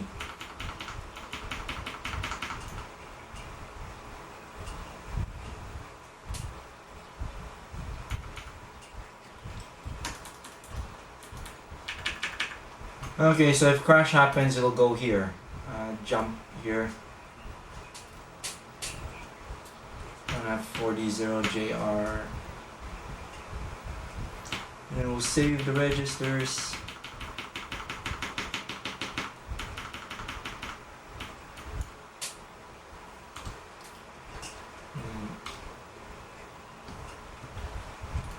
Oh, you have a problem. I have a problem here. I found the problem. It's trying to jump back to the. I know it's an addressing issue. Maybe go back. Yes. Yeah, you can tell here the pointer here. It's like it wants to go back to the 800 segment. So I have to fix the. I think I know how to fix it. I have to put this exception fail code. I forgot to put the exception fail code to ROM.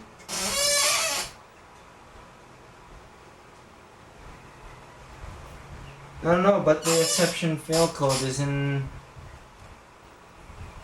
All of this is in the.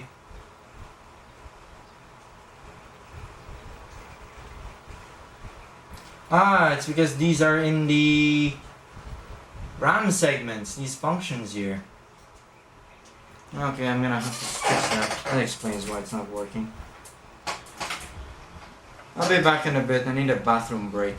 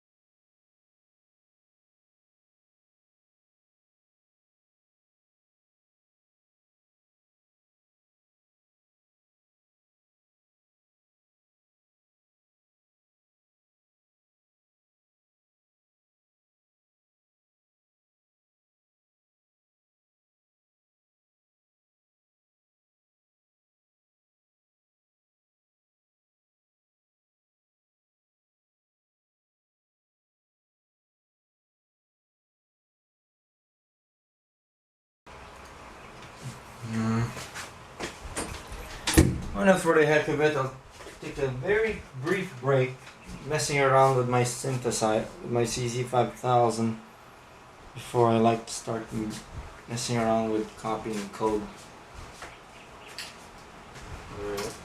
Not necessarily copying, but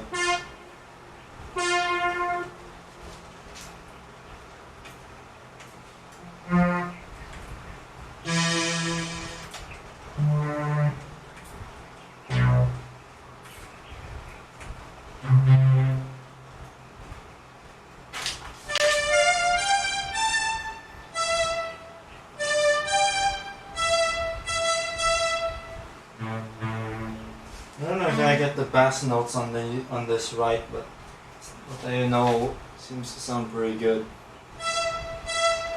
So I wonder if you can recognize this theme, or at least part of it.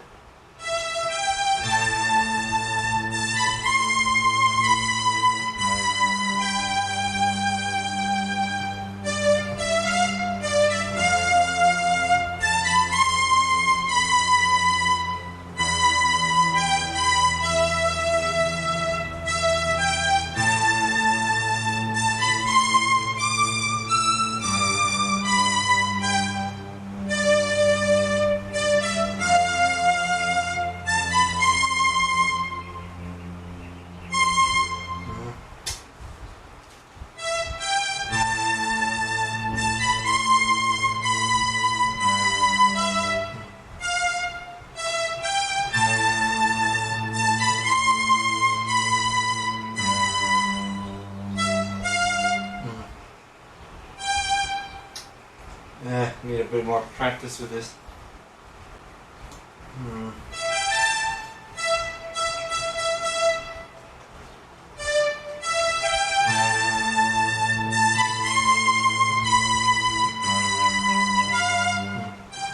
Yeah.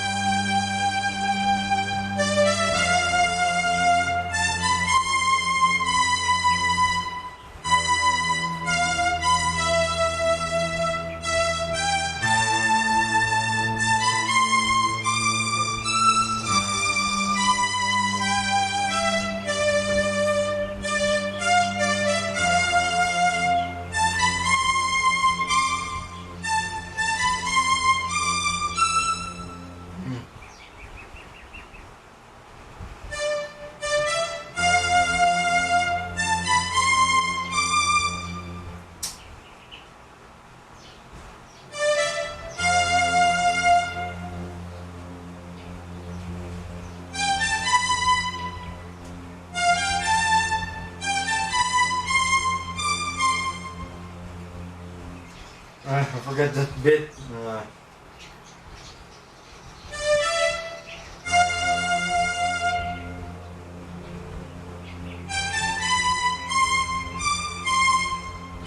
It's too high.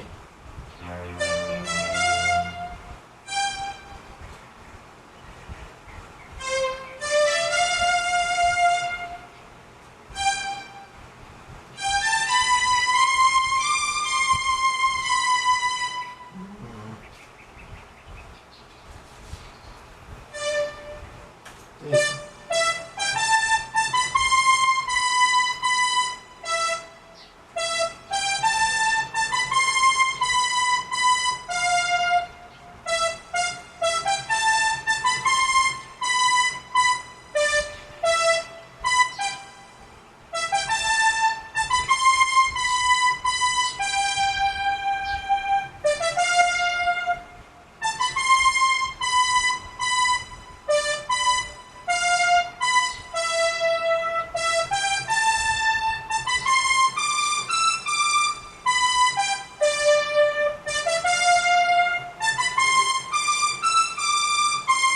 Actually, that's correct. One more, then I'll go back to assembly.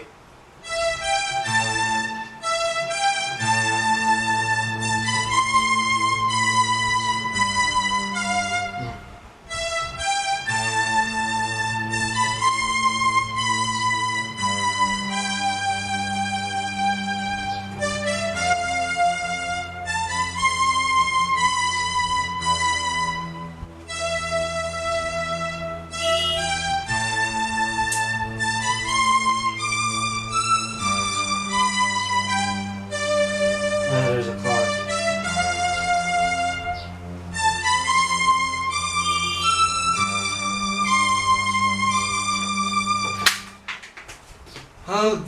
I'll be back.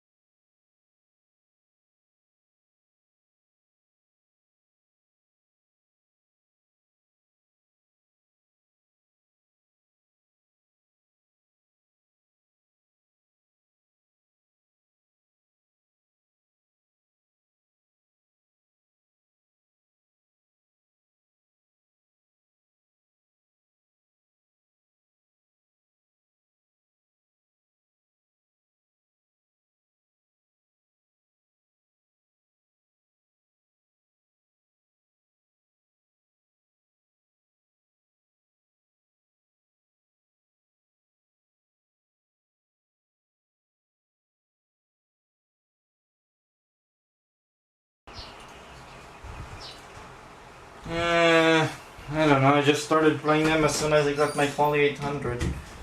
And then even more so once I got my CC 5000. If you can't recognize that melody, that came from A Hat in Time. It's the clock towers beneath the sea theme. Beneath the sea theme. But I call it the time riff theme because that's where that piece of music is used. It's in the time riff stages. Basically, not dissimilar to those obstacle course stages in like Mario Sunshine. In fact, that game seems to have a bit of a Mario Sunshine influence in its design. I like that game. I even wanted to make a proper demake of it for the PS1, where it will actually run on PS1. Everyone's demakes are so half-arsed, where they just simply remake the game in Unity with like low poly models and some kind of shader that tries to make the game look like make it look like PS1 graphics. No, that's not how you demake. The real way to demake is develop it on the PS1. Well, it's actually from Hat in Time. I'm not certain if my notes are correct. I don't think it uses the sharp keys, the original. But it's hard to tell because there's like instruments phasing in and out. It's hard to determine if it's using a sharp key or not. When I played like that Skyroads bit, I actually corrected a portion of it. The first few notes actually used a sharp key, but my earlier interpretation did not have that. So where was I? Yeah, I need to like move these, make a copy of the GPU routines.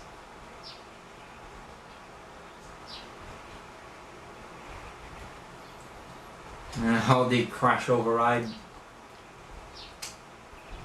I think it won't hurt to have the graphics routines in the ROM. Let's try that.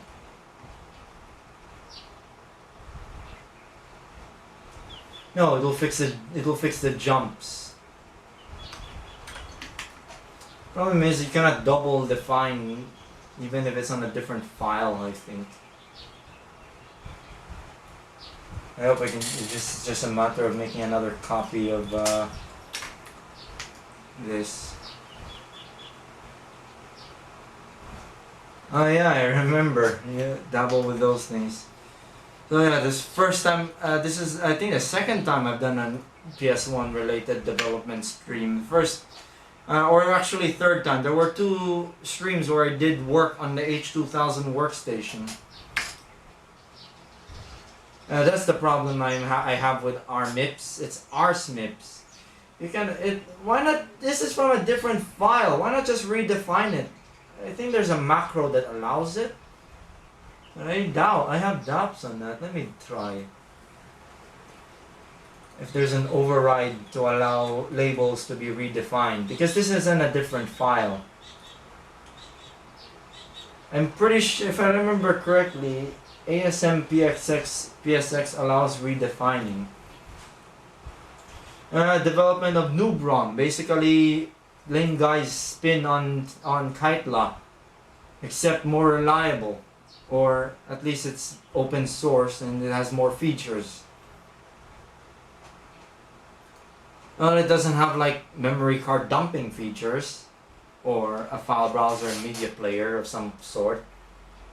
But this is more developer oriented thing, n00bROM, rather than.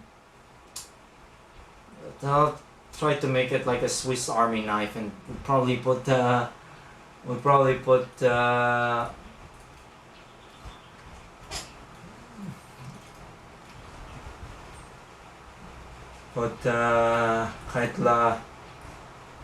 make Kitela irrelevant.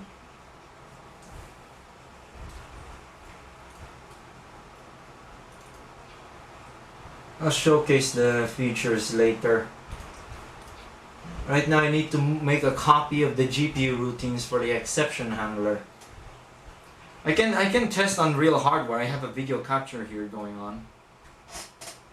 Oh wait, I forgot to adjust the camera, sorry. I'm no idiot. Or coward rather. Is there anything about redefining? Nope. Of course not. Flexibility is for the idiots.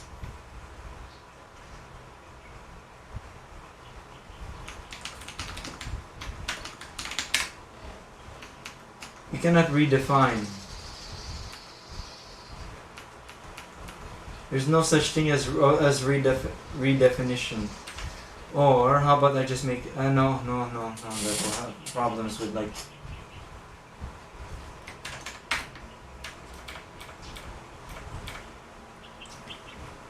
This is the problem I have with our MIPS.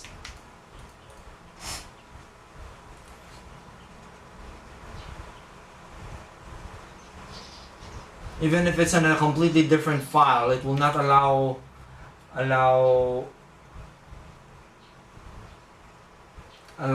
label redefining. So it's hard to like copy bits of code.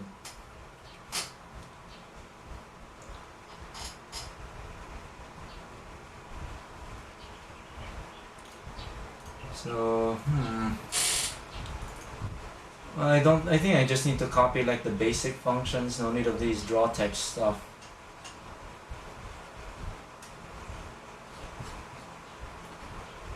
I think there's a GPU file here somewhere.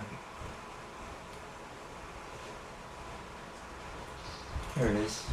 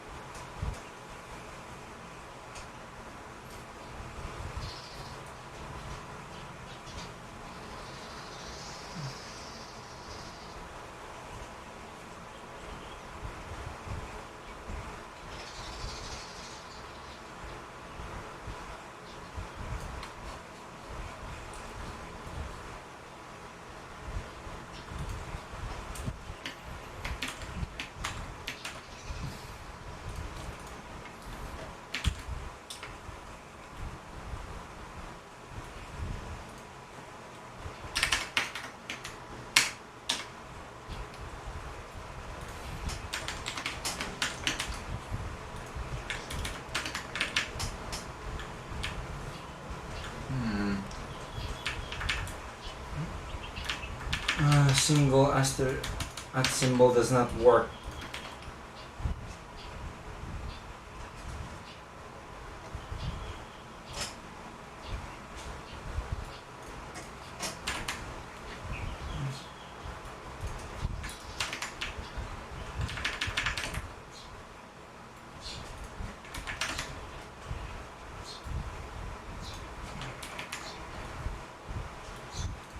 I'm surprised no one has got mad at me for going standard definition in my videos. Though it's possible I might I might anger some twats when I do a video of the libretto. Because I'll be filming the laptop with the VX1000 because I cannot be bothered to use my LX7. Because I want the 60 frames per second, damn it. I don't want to look like one of those professional editors who do everything at 30 frames per second. Lane Guy 64 is better than that. That's why you should watch Lane Guy 64. Oh wait, Lane Guy 64 is utter trash. Is Reg 2 Hex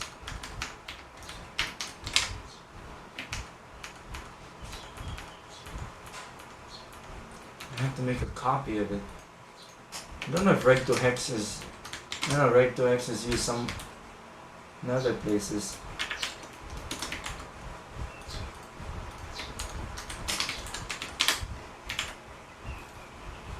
Now where's the hex table located? The strings? Yep, there it is. That resides in ROM.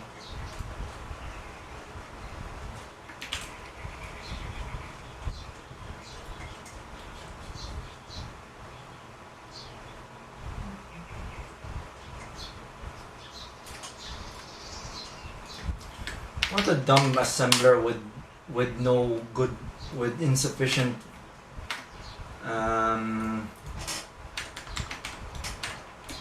it has insufficient flexibility features. Like if you want to make like a struct here in ASM-PSX, you just do it like this.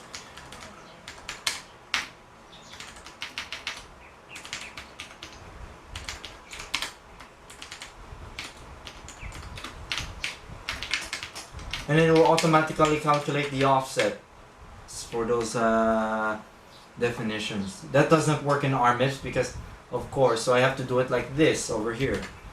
I have to manually calculate the offset there.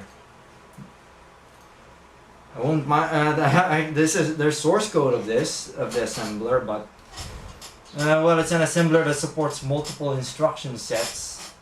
Like it supports R3000 for PS1, R4000 or Emo Kitty engine on the PS2, and then ARM V7 and ARM V11 for the Game Boy Advance and Nintendo DS.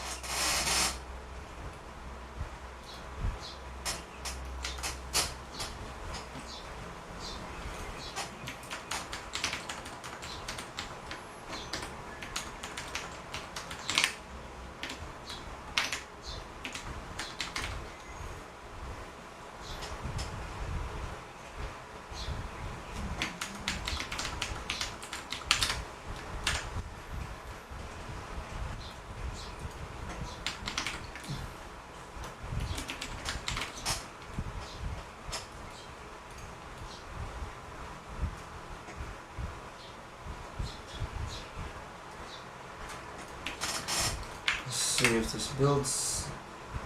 T-page macro already defined, so not needed anymore.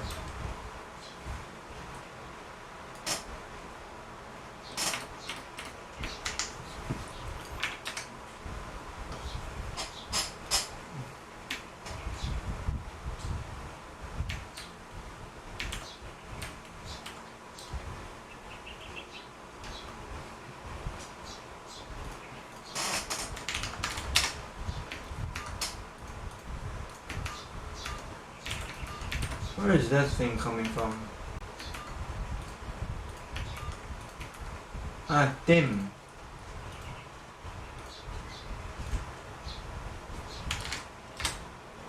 There it is.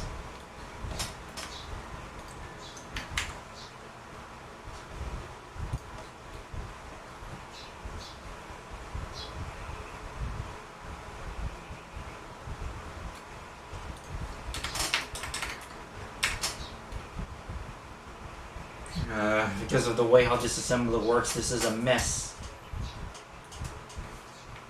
Oh, there's an opcode I did not define yet, so better define it now before I forget it. So, what's the lag? It's okay.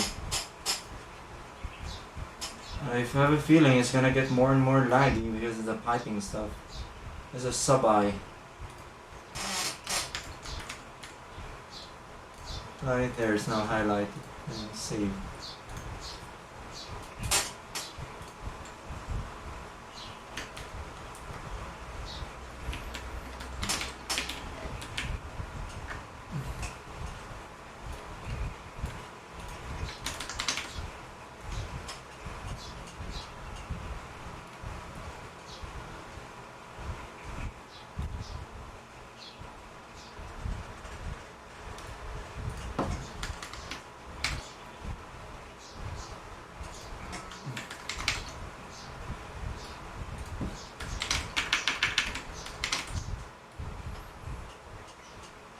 Yeah, n00bROM used to run entirely in like ROM space, but I ditched that because it seems to cause reliability issues.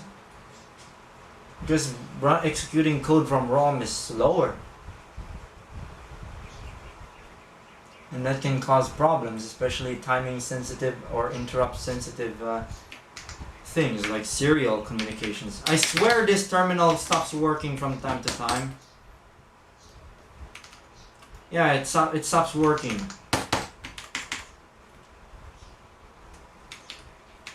It sometimes stops working. I don't know why it does that. Oh, I forgot to save. Oh, now it throws a branch target warning there, but it does not do a branch target warning on JAL instructions. Or it has a bug with JAL instructions where I don't even know if a JAL instruction can branch to a different to an entirely different I don't know if it can jump to a completely different I don't know if it can jump to a completely different segment, memory segment.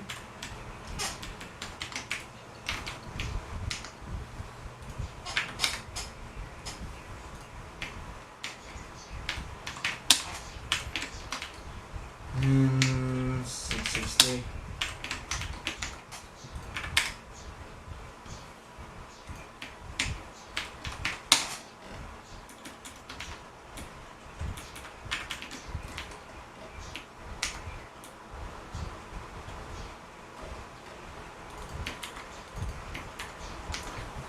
Misdefined there, use dumb assembler.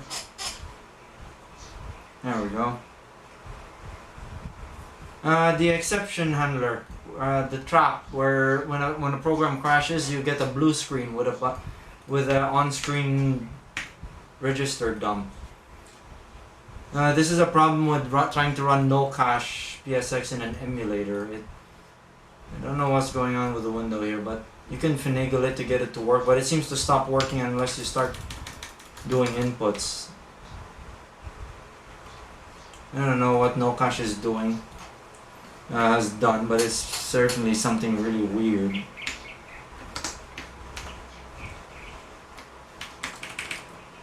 So the exception vector is at here. I'm gonna force it to go into exception, so it's this one. Jump to this address, then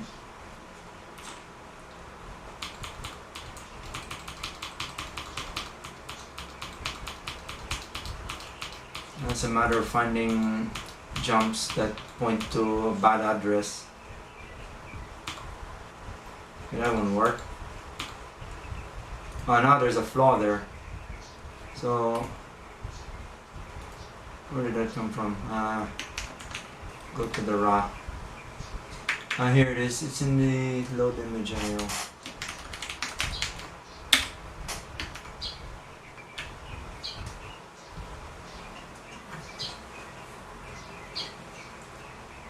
What part of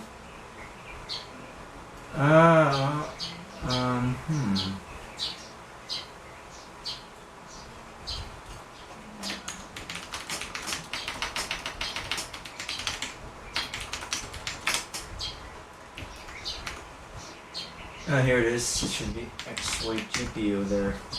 Do it again. It does not warn for like jumps that are too far for the opcode to support.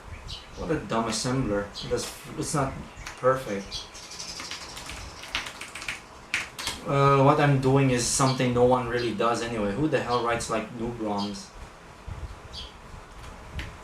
It would be B000, no? Oh, the kill screen is on. Where is it?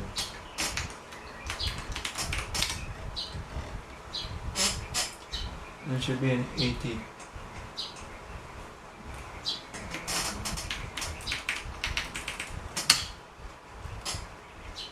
Since C, and then this one. Oh no, I'm starting to look like Shadow Idiot. Crap.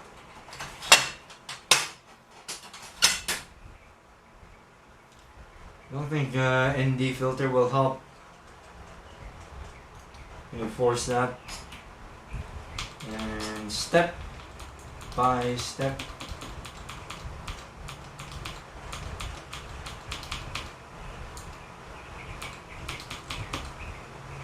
Okay, that one worked. Let me see. Oh, Tim, that worked. Let me see if the... Okay, it updated loaded textures there. Wait, GPU, show display. Oh, now there's a spot there. Does the display look like? Oh, now it's blue screen.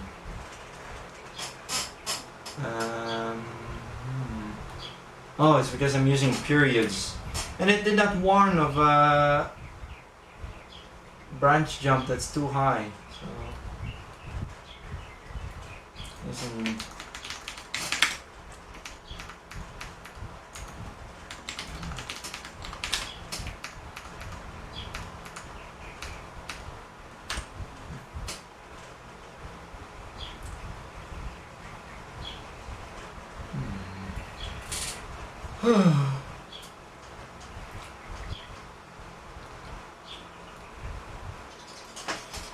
That's that one, and this one.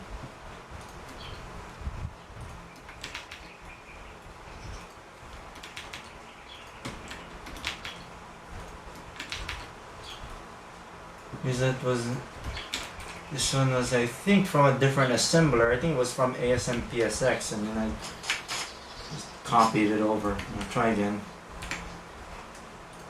Now go to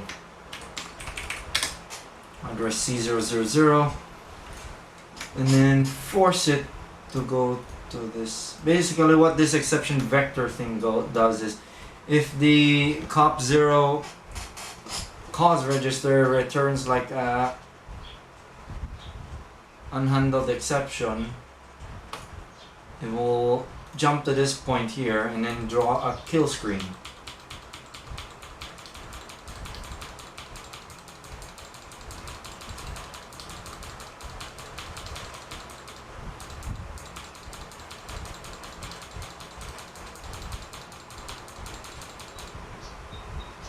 Oh, we got it invalid. 62C, 62C. Where is that? 62C.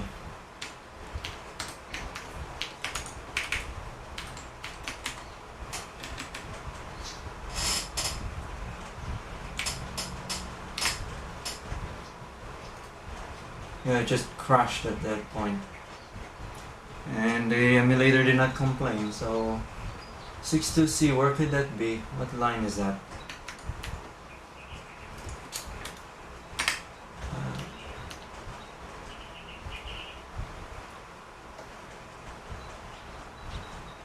I think it's a draw text.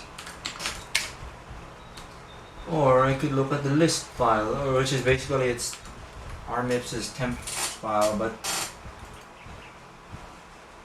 I don't know which one is the newest. Usually call them ls list. Check out build script.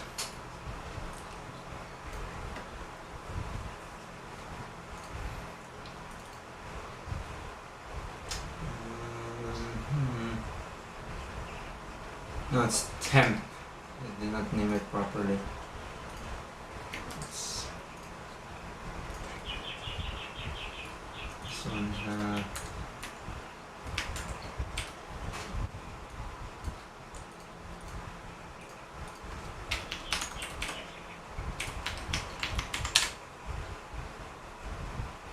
what line is this? It's handle line 203.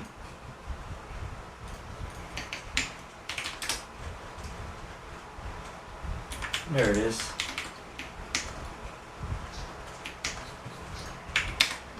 Try again.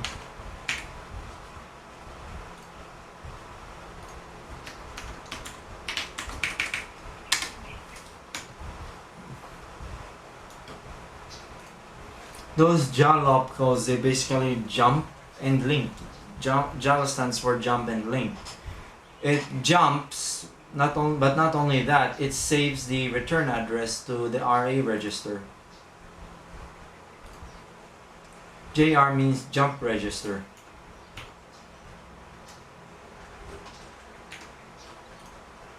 Oh, now it crashed again.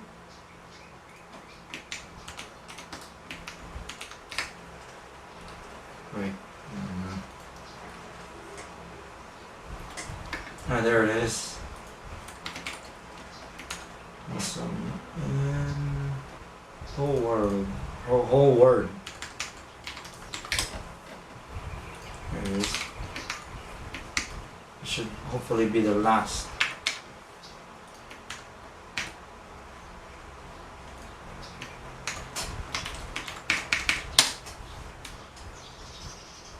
And then go over here, cursor, run. Now what triggered that?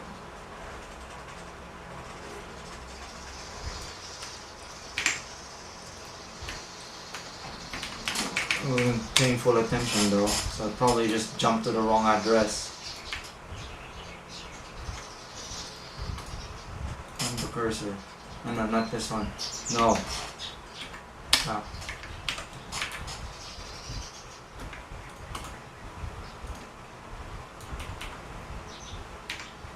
Ah, there we go. Now that is a beautiful kill screen there.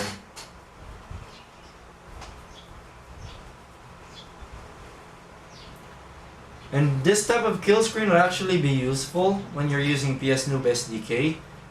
Because the GNU toolchain has like a little utility where you can resolve a program counter address into, you can resolve it into a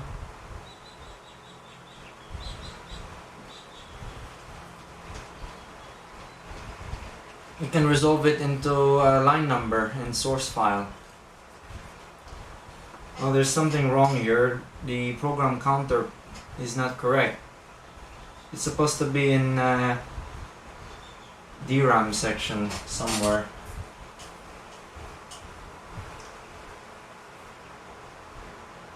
It's probably not because it's not saving it.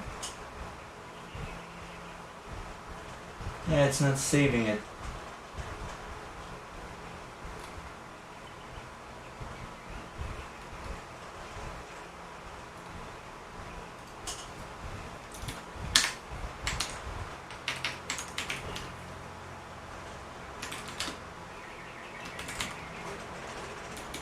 Then save it here.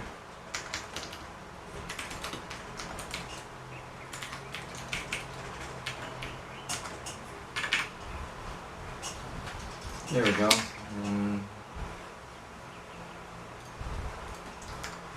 It's EPC. Huh?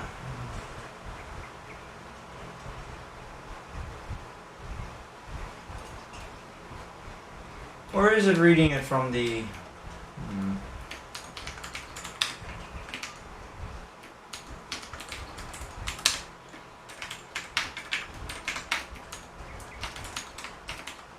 Oh, it's because I forced it. It did not exception actually. So that's why it's wrong. No, I've solved that. I have to make duplicate copies with different line labels because MIPS does not allow line labels to be redefined. It's a bit convoluted, really. So, okay, I'm gonna try to cause a real exception. I'm gonna fire up. Something stuck under my feet? No, there's no wires.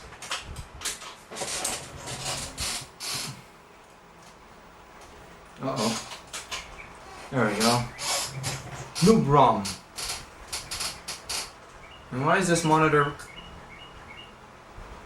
cutting out from time to time?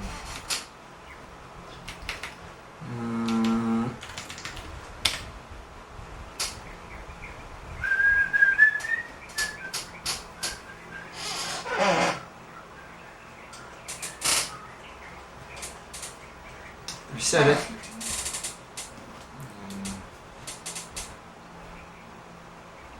Do I overstyle on? Save settings. Then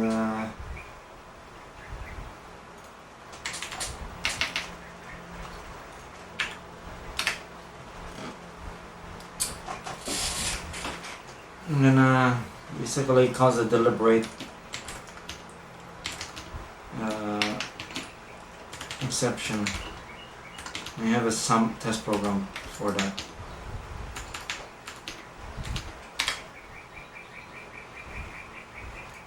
And SW, that's store word. That's a store word opcode.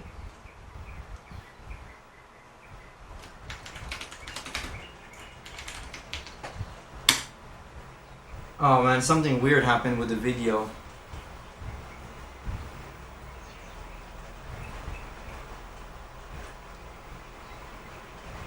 I'm trying to figure out what's going on.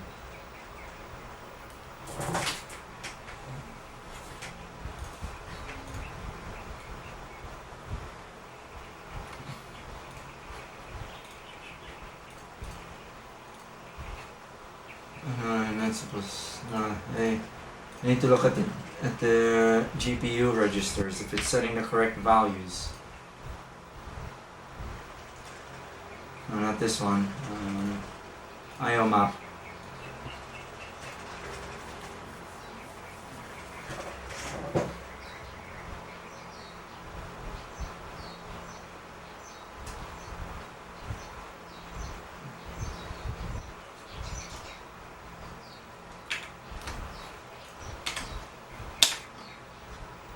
Yeah, it's strange. It's causing the GPU to not produce the sync signal anymore. I'm trying to figure out what's going on. I cannot debug very well here.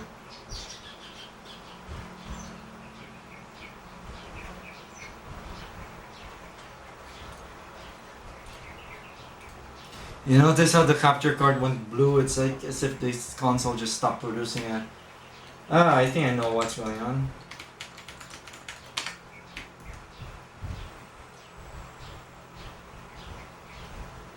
The vertical display range being set must be incorrect.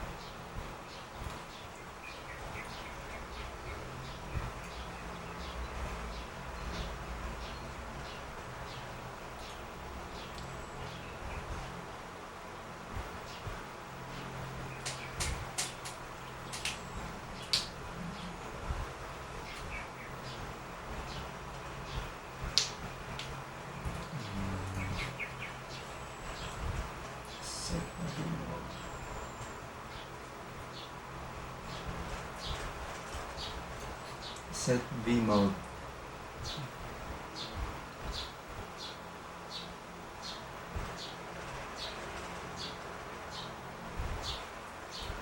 Set V mode. There, 0. So.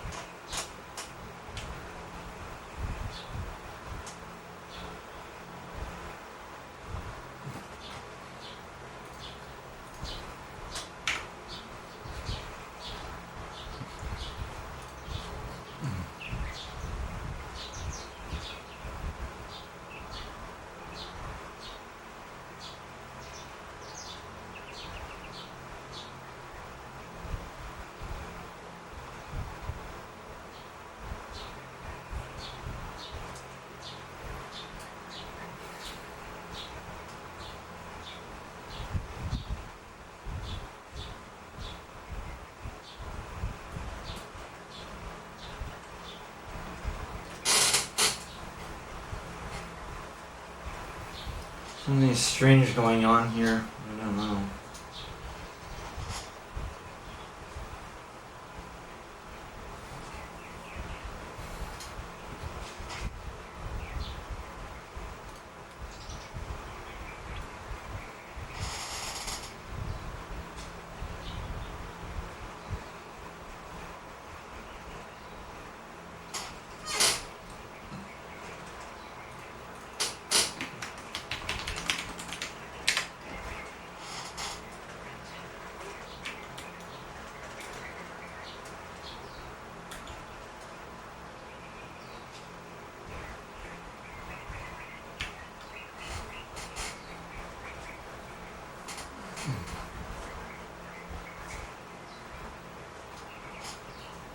Usually when when the PS1... No, wait. I think when you set the display ranges to 00, the system would just stop producing... It would just stop producing VSync interrupts. And then the picture would just roll constantly because there's no VSync. And since the VSync interrupt is stopped, your program will just freeze because it waits for a vertical sync interrupt. It's never gonna happen because GPU is not producing the interrupts anymore. You know, generating the frequency to trigger the VSync interrupt.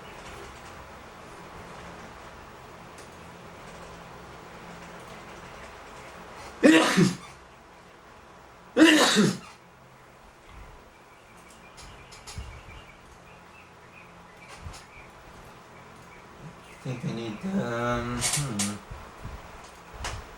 it should work because it's just a copy of a function that works.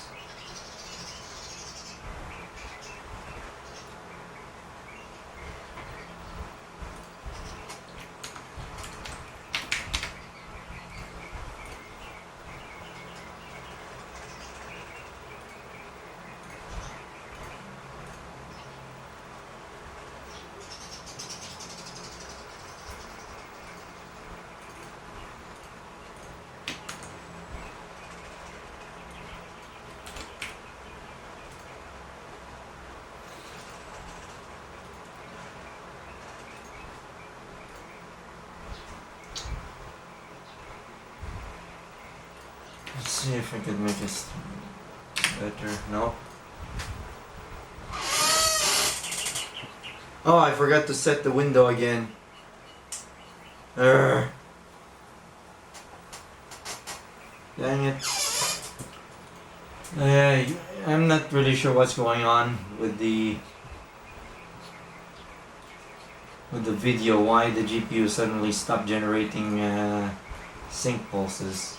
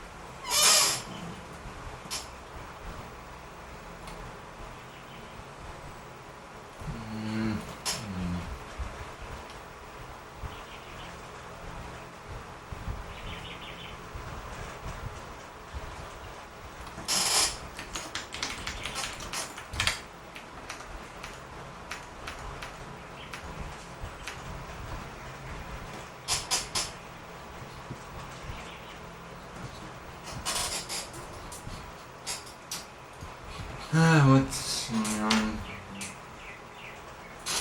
should work fine in ROM because this will used to run entirely in ROM.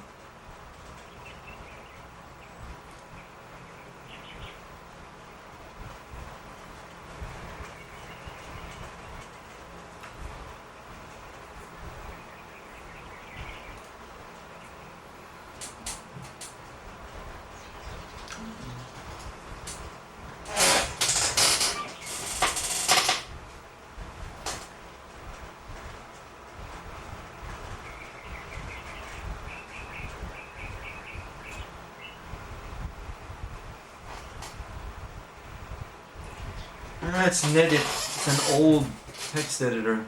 You can tell by the appearance it uses like motif widgets.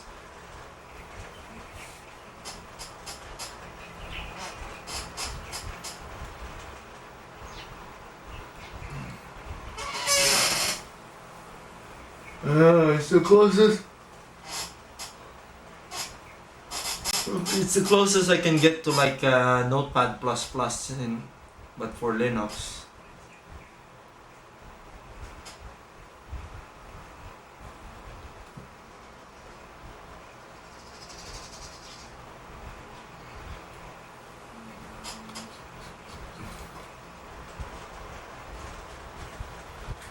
I'm not exactly sure why the video in it is failing here.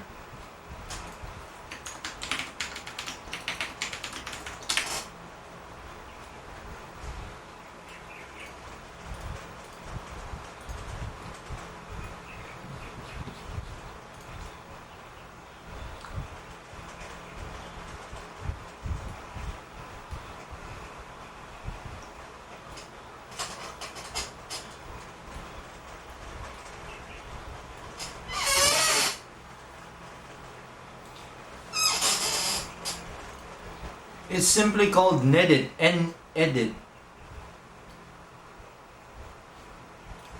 It's just letter N and then edit.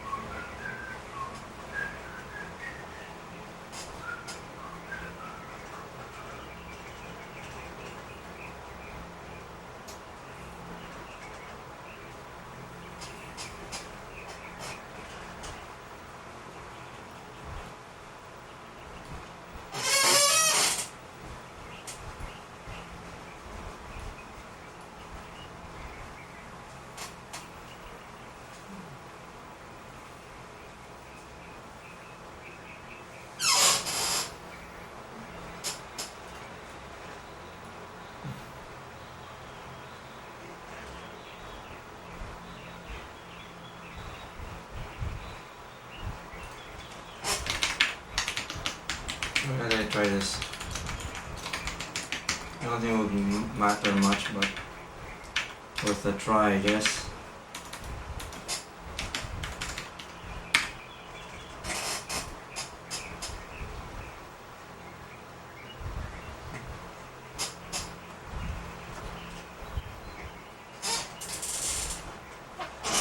Okay, I've uploaded it to the Explorer cartridge. I'm gonna start the test program. It's not ready.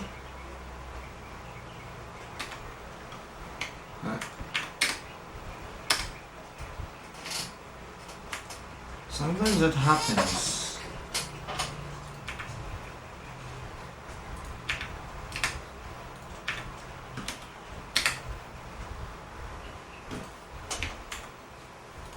Wait, does uploads not work anymore?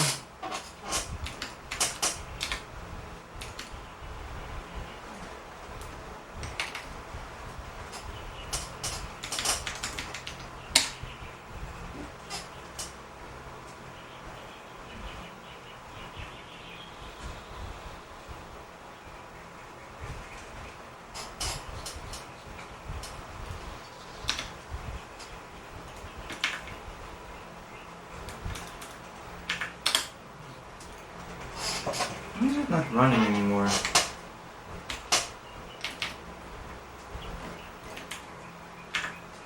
Not running from the parallel port to be exact.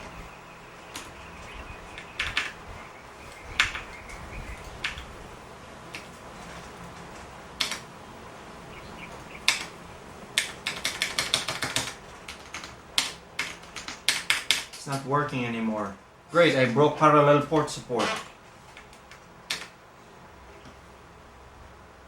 Great, it's really not working anymore. Oh, it's because I turned off SIO-TTY, that's why. Alright. I'm gonna make that on by default. There we go, and... Again with the weird video going out thing.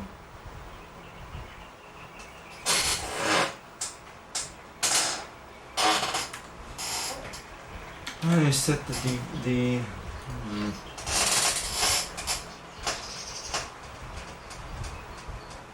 Is it really the init code that's failing?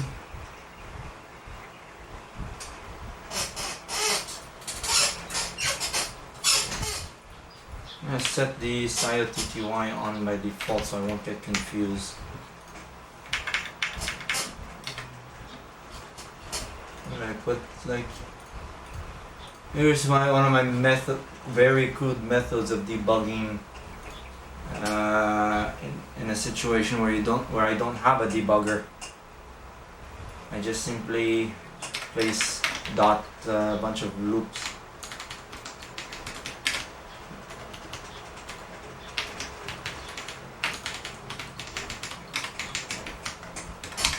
Crude, but well, this is the best you can get. You cannot really produce printf messages in this situation.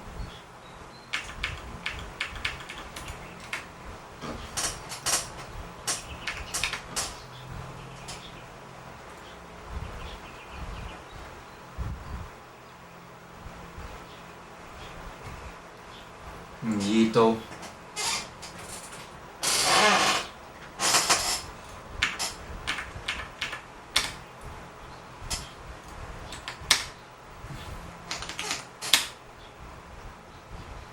Okay, it does not drop out there, so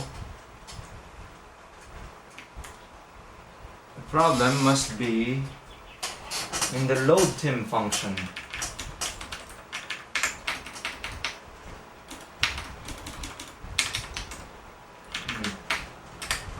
So there's nothing wrong with the init GPU function.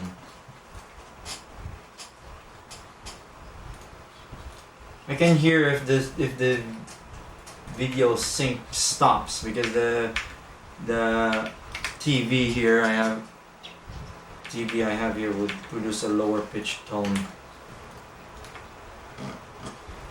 and display video 1 or video 2.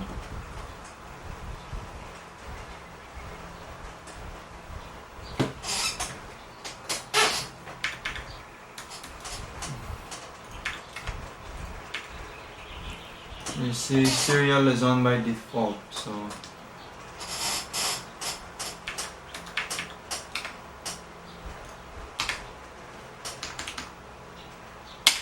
yeah, there's something wrong with the load image function and not the load tim function. Okay, time to check what's wrong here.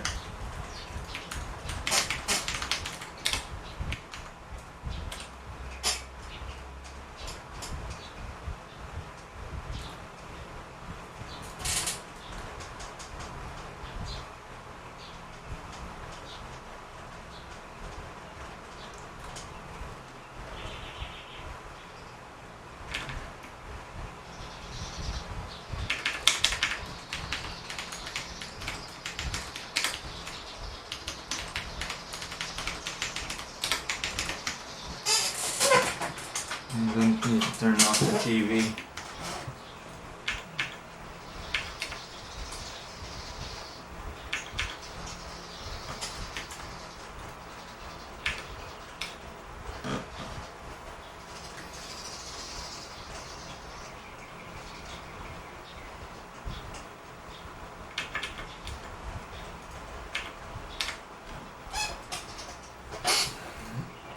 By the way, this XP send thing, it sends the uploads the executable through parallel port, and I'm using a PCIe parallel port card.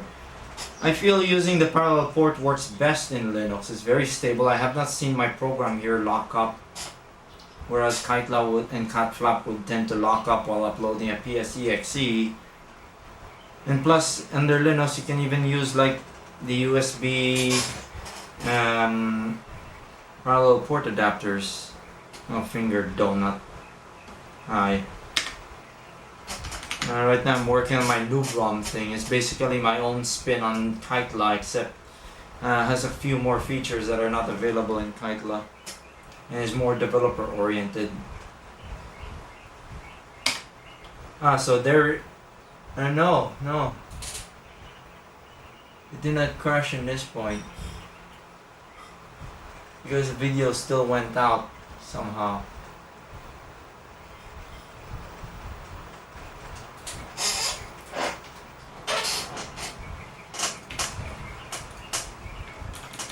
Comic dead.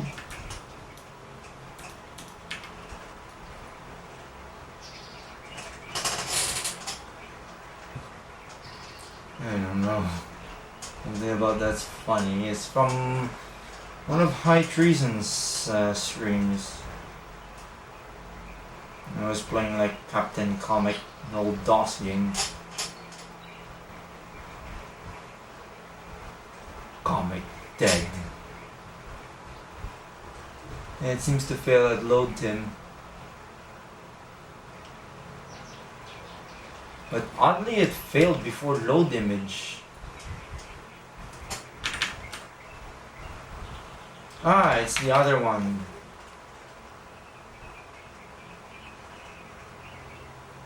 I should put it here.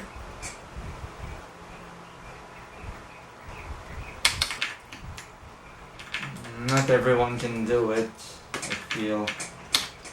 It took me a while to get my head around it, but once I got my head around it, I've got it by the ass.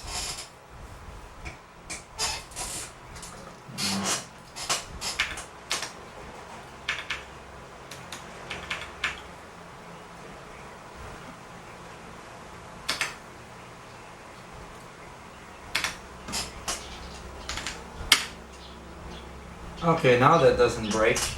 So really, there's something wrong with the load image function.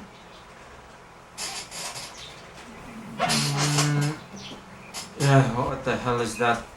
What the heck did you post it? Is that like a link you posted? It's so stupid. I don't know, why did you... what a coward. It's just a hi, you moron. I guess you realize, oh, the chat is being captured. I always suspect that's the reason why there aren't that many people talking in my chats, because it's captured here for archiving. Because, you know, the YouTube chat replay is not always the most reliable, and for some reason it randomly starts removing random messages because of the stupid things, stupid craps or shit. Yeah, I think all I did to learn assembly language was just I'm trying to remember my earliest experience. And, that's annoying me. I'll fix that. So yeah, my earliest experience, I believe I just simply dabbled. I think they're happy now. Because that stupid bracketed message is annoying me. So yeah,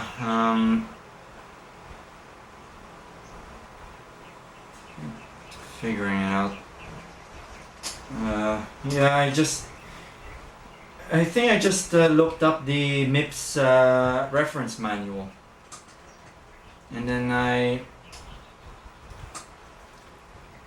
I started messing around with ASM-PSX and trying to link my assembly programs to my C program.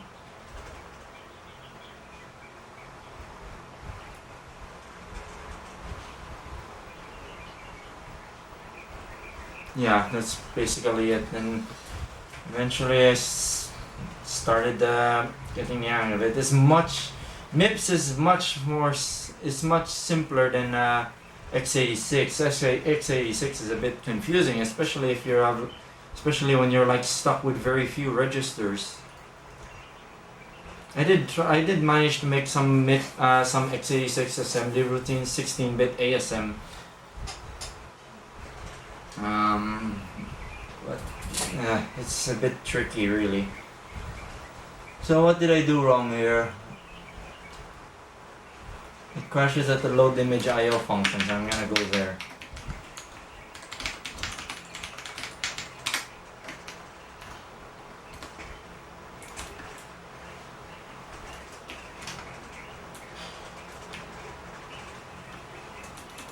Only dumbasses don't talk in the chat because I have this chat thing here being captured.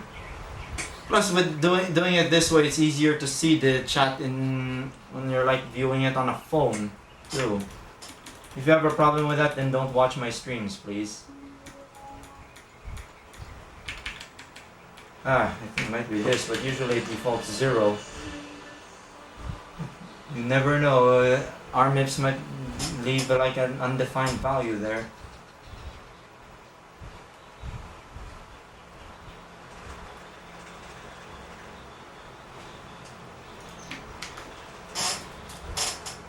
It's probably writing data to some garbage GPU address. Okay, I think that might fix it actually. That's like, I wouldn't be surprised if that's actually a bug in our MIPS, that if you don't specify a number, it would just be an undefined offset. And it doesn't warn. What was that? Load image IO. That's in GPU. Little typos accompanied by assembler that does not warn sometimes. Oftentimes actually. There are many instances where it just doesn't warn.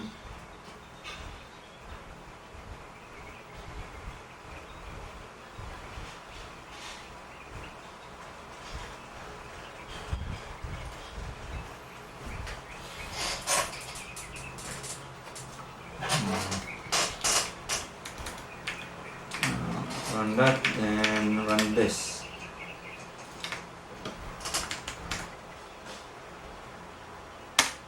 Nope, it still drops the video. The problem is not there.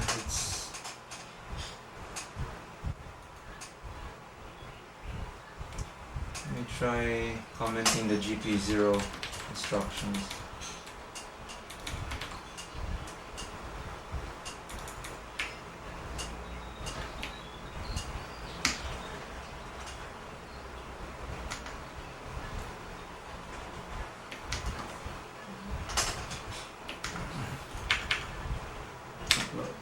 Oh, no, wrong, not yet. Need to build it first. No. And yet. Oh, this is not ASM-PSX, which uses asterisks. Oh no, it was GNU assembler that uses asterisks.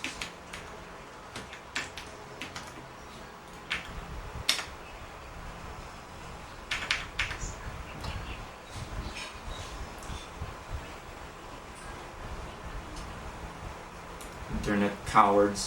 Too bad there's so many of them.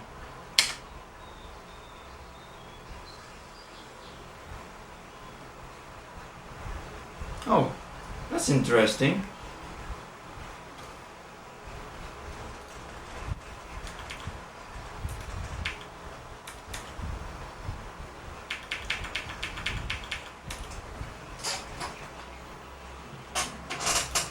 The terminal thing here is still open. And it did not conflict. Maybe it's because the Linux kernel, the serial terminal thing, the serial kernel module for driving the serial port devices, they use they take priority of the first one, the most recent opened handle. I guess that's what's happening. It might be somewhere here then. This one, there's the problem. There it is. I know, wrong code. Why did I alter this? Now what? Wrong file. Wrong file. What the hell?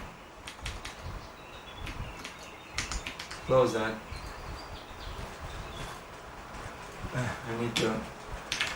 Now what? If I reset this, there will be no text graphics. Oh, you could even see the text getting corrupted. Oh wait, oh, it is actually writing, but seems to have stopped halfway.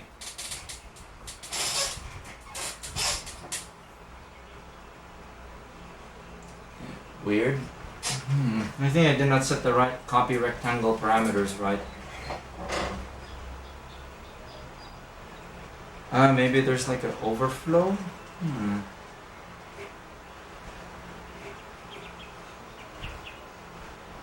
I'll have to check in no cache PSX. In the meantime, I'll try to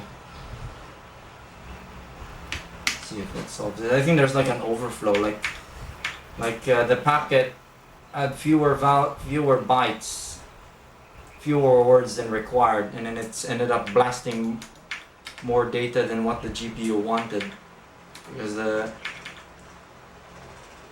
something.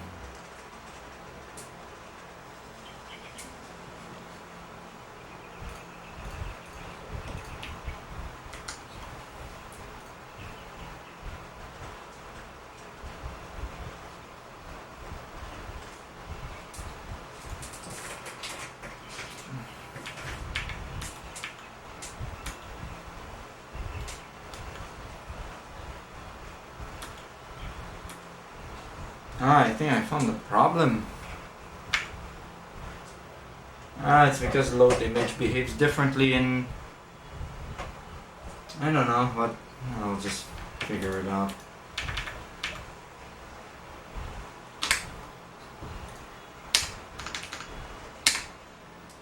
Hope it still happens.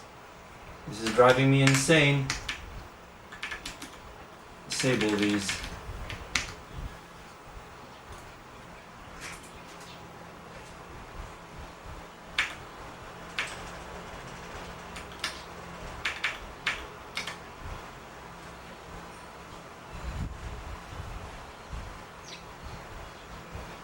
Only cowards don't talk in my chat because it's being captured.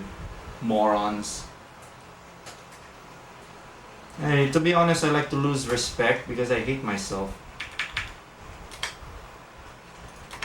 I don't deserve all this respect. I want to be like viewed as nothing more than an internet troll.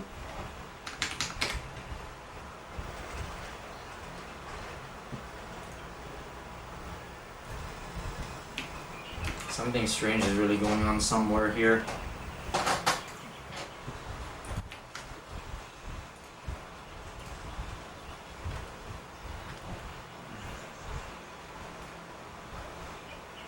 It's supposed to die at this point here somewhere.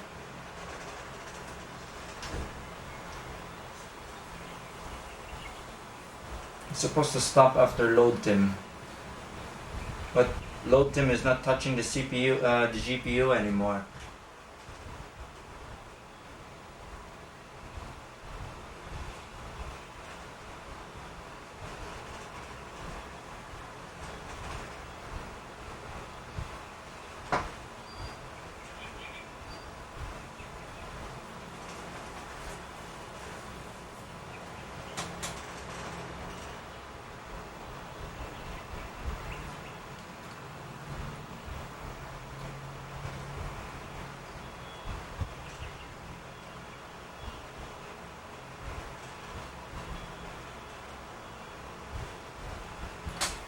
Or is it the wait GPU routine that's screwing up?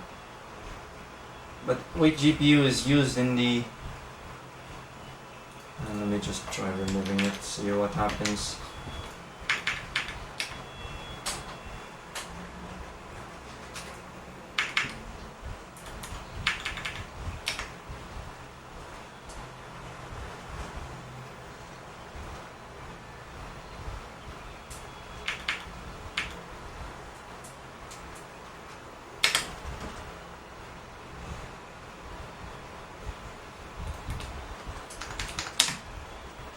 Nope, it still happens. Now I absolutely hate my own work. I always hate my own work, actually. Because they're not perfect. There's always something about my own tools, for example. They're very iffy.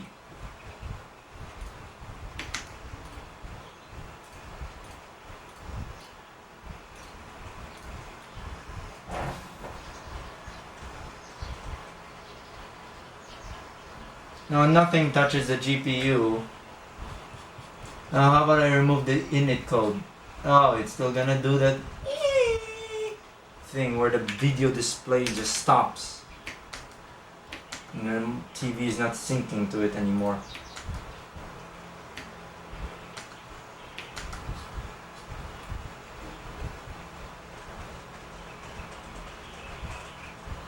Oh, wait a sec.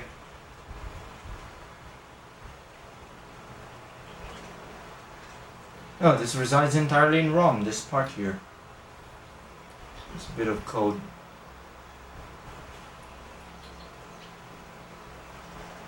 So that shouldn't matter anymore.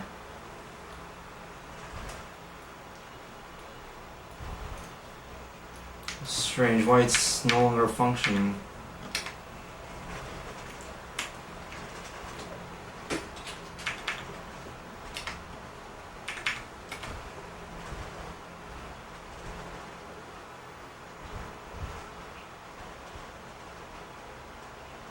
I think the only time I've tried Linux on like a PlayStation console of some type was trying out Black. I think it was called Black Rhino for PS2.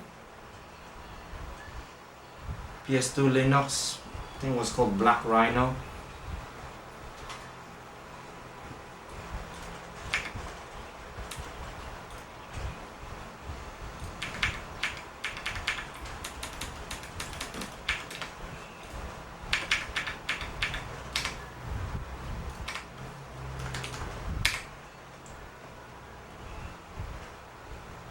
There's some strange things going on in this.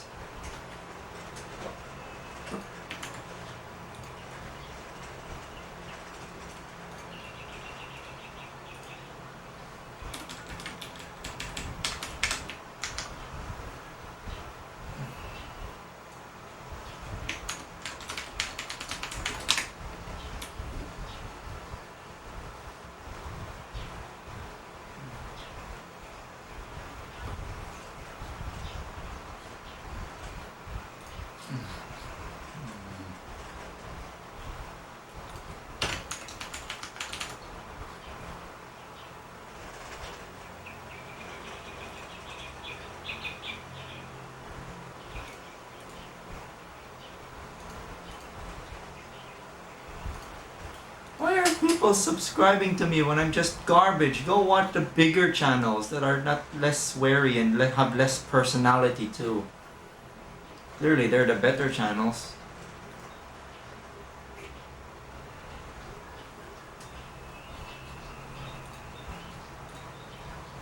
I wouldn't be surprised if there'll be a point where YouTube could not support the lower underdog channels anymore, that they would start dumping them. But that's gonna put YouTube in a lot of flack. Imagine if they started dropping small channels left, right, center to pave way for the bigger channels. I'll be back in a bit.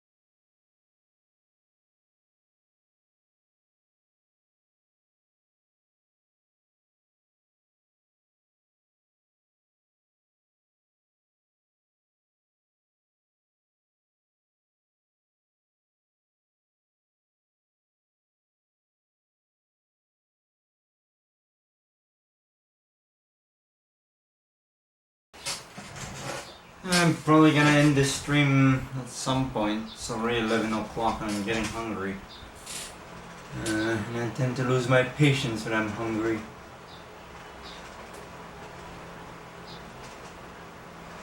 Really, really peculiar behavior going on here. I don't think this routine takes arguments. No, it does not take.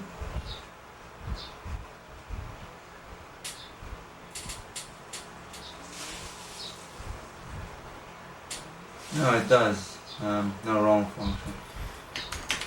I seem to remember an implementation I made of no, I don't think my init GPU function calls do them. Do things like that.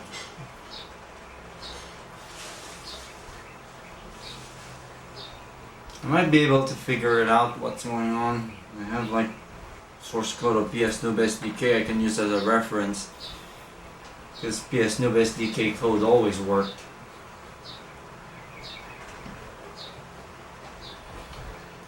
Let's see.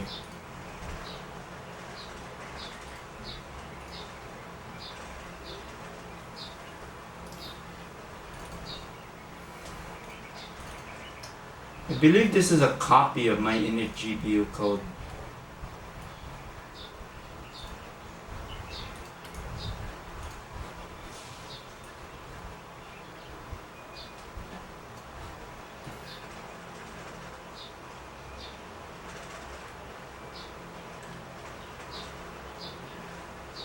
Yeah, I genuinely won't be surprised if the reason why not so many people tend to talk on my chats is because I'm capturing it. And in my live streams are gonna be publicly archived. Cowards.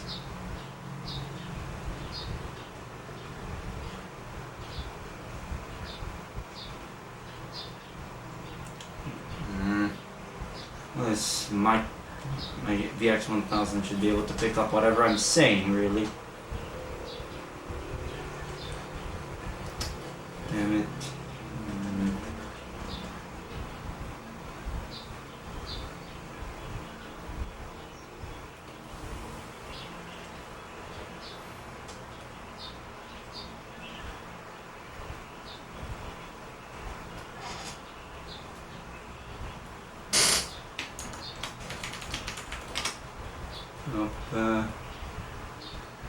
I haven't touched this part of PSNoob SDK in a long time already.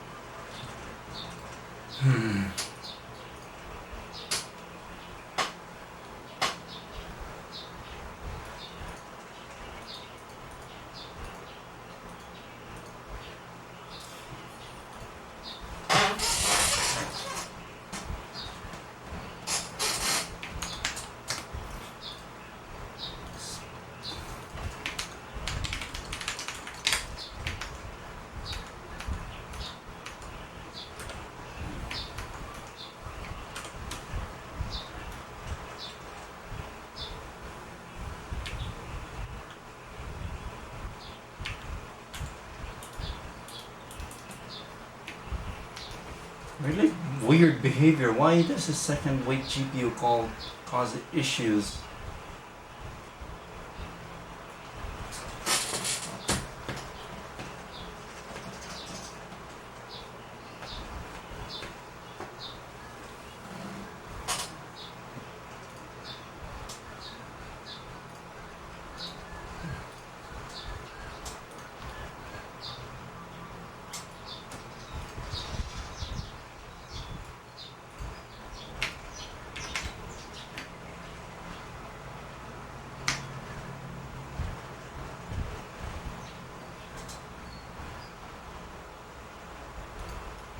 Stack shouldn't matter.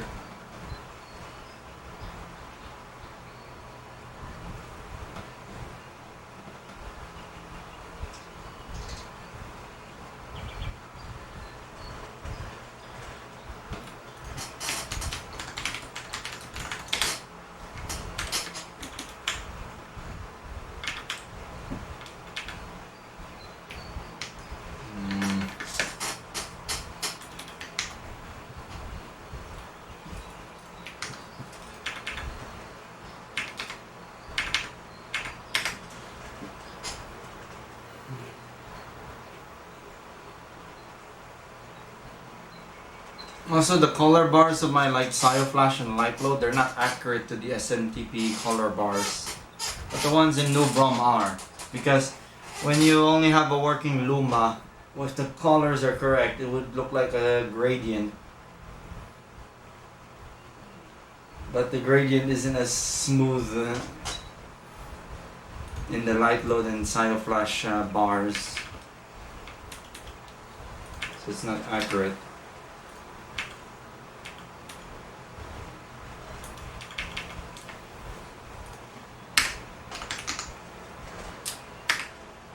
Again with that weird. What happens if I get rid of the weight GPU and just blast the GPU with commands?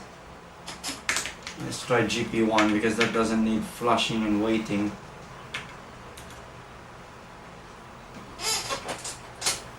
This console is a bit flaky because sometimes when you turn it on first time, it will not output video and it will start spinning the disk at ridiculously high speeds. And I don't know why that happens. That is strange.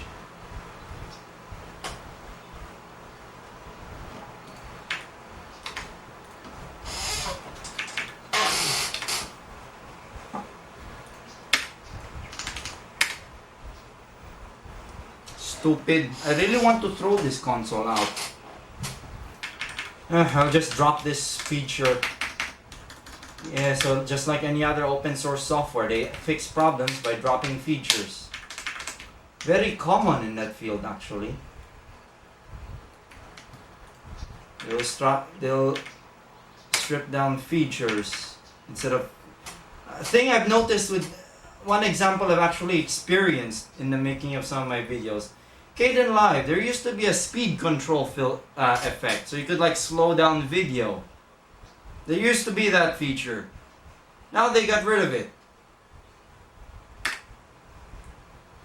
Yeah, instead of fixing it was a bit buggy of a filter, but yeah, instead of fixing it, they just simply got rid of it. How bloody swell. And after several thousand updates, I won't be surprised if the program will just be nothing but a hello world.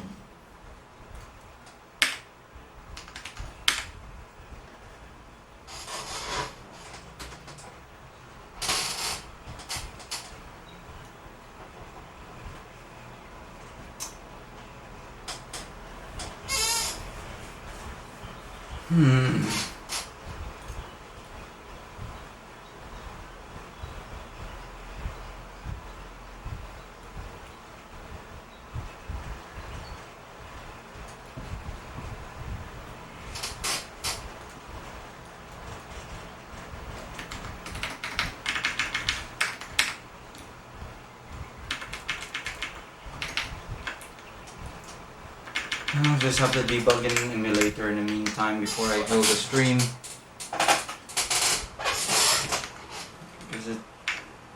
There's like weird quirks like this that could not be replicated in an emulator.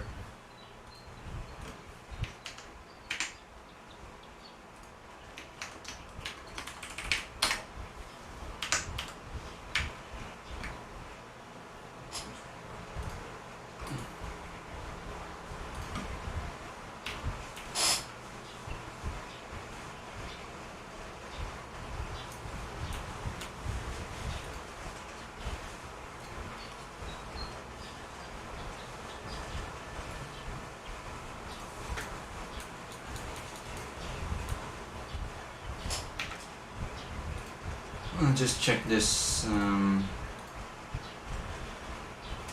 profiler. I haven't tried that. Oh no, great. Oh, but it's now a black screen.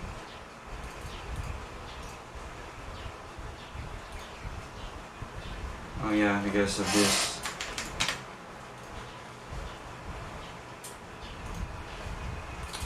That's how it's supposed to look, but it doesn't look like that.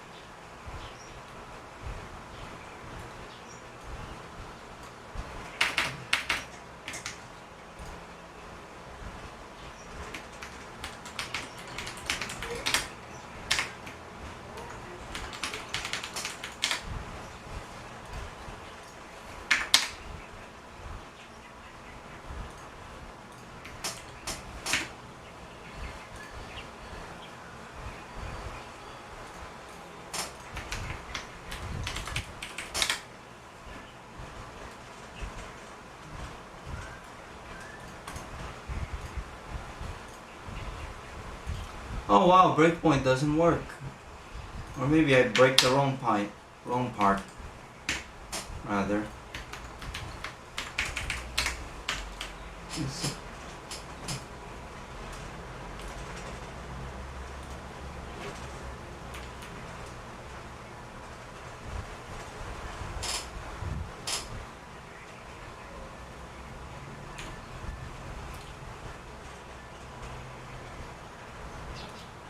It's supposed to be there. Okay, IO map. Where the heck did that IO map go?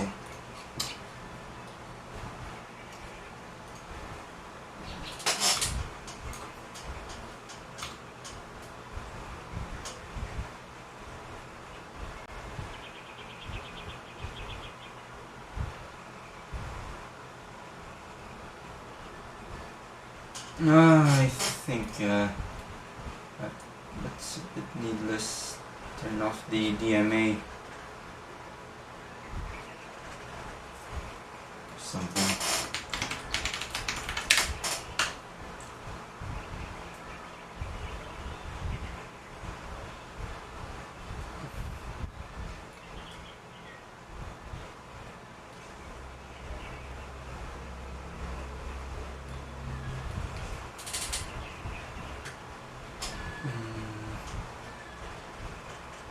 Breakpoint is just a point where the program would just stop, so you could like study it.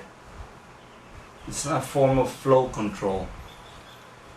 So if you want to stop the program at a certain point so you could study it more closely, you set a breakpoint at that part, and from there you can step or check check watch points or variables.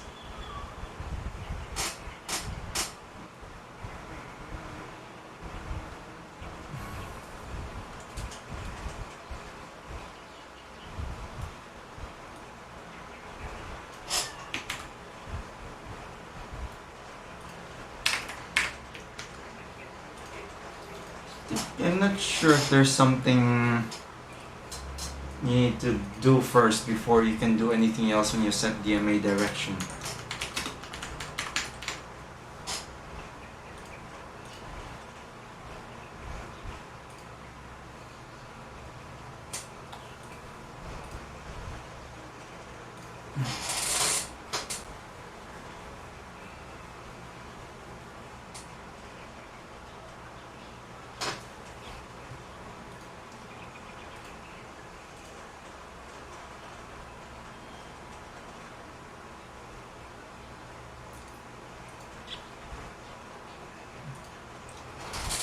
Well, it doesn't look like you need to do anything really.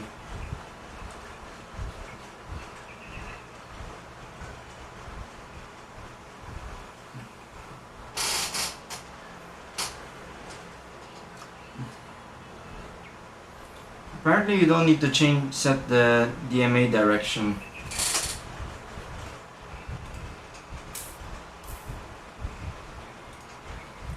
So I guess I can just omit that. Load image, I'll just omit the DMA direction set.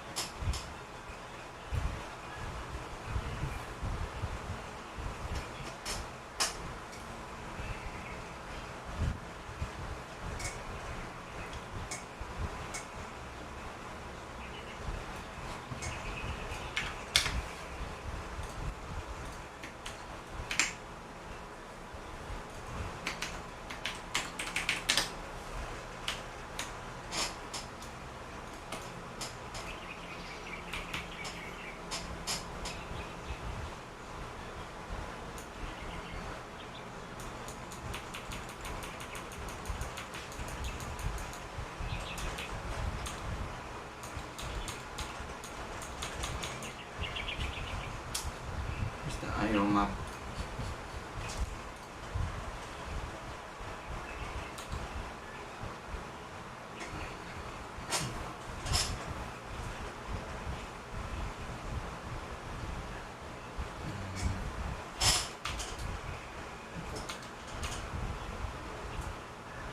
Okay, it's reset.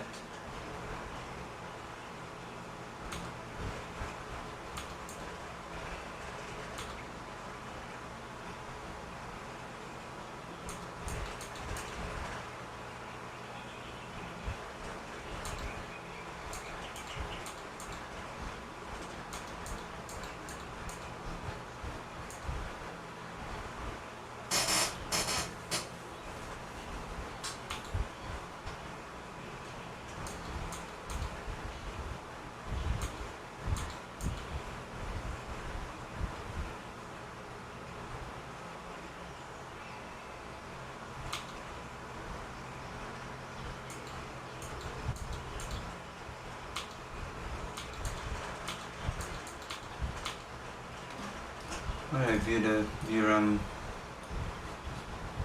viewer.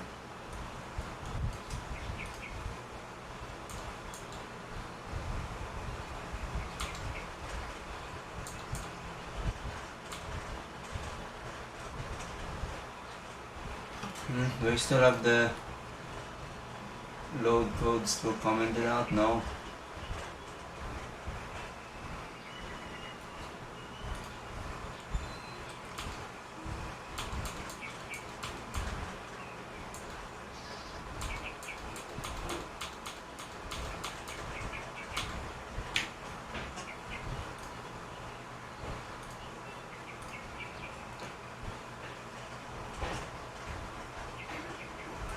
Okay, I'll try this one more time.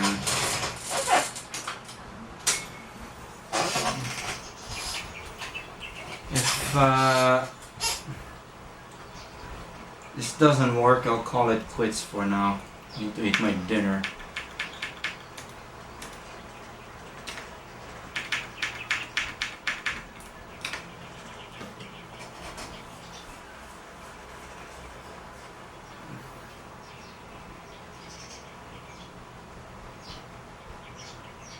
Also, to any of you who are like, oh, you should like collaborate with some of the bigger channels like Video Game Mechanics Explained, things like that. Oh, don't look forward to those because I'll do my absolute best to squander any opportunity to collaborate with them. I don't like the accomplished folks. I'd rather have them avoid me like the plague.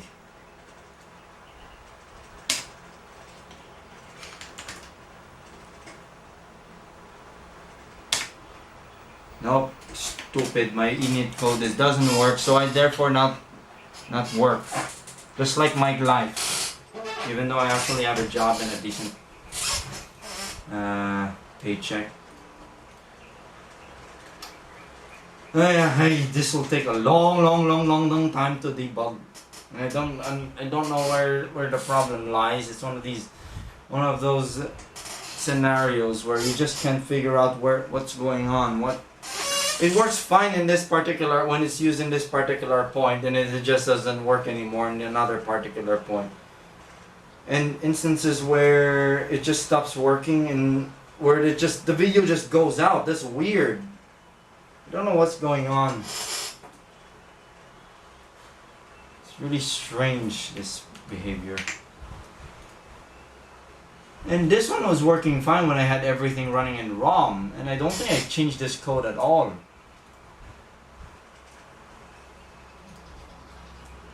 Let me check if IO map again. C58258.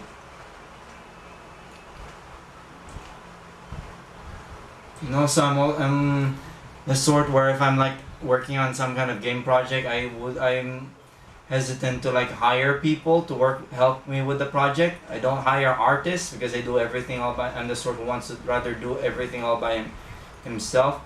And there's a reason for that, and that is if they get mad at me and then they withdraw from working for me and then they take their stuff with them. So I end up going back to ground zero, so better work alone. Plus you have full control if you're doing it all by yourself. It'll take forever, so good luck with that. Though I won't be surprised if it's bound for failure, really.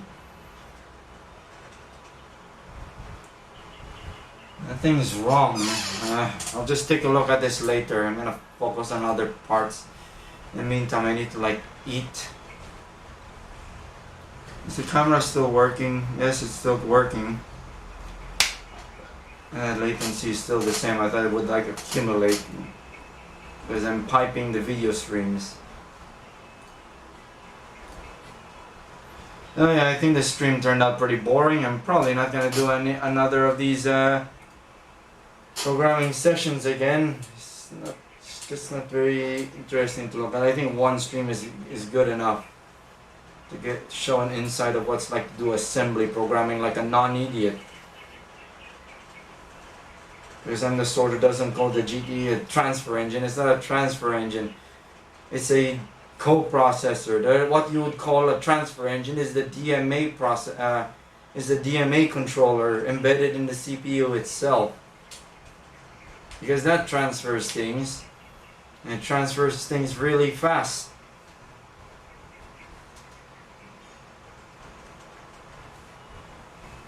I guess that's... You really need to show much of the video capture.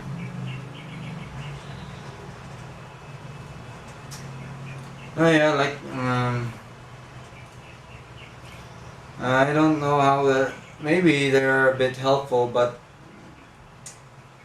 I don't understand the appeal of like tutorial videos. I prefer like page by page, article by page by page, paragraph by paragraph type tutorials with some screenshots, like how I'm doing the PS1 tutorials series I have on my website, which I've yet to get back to work on at some point.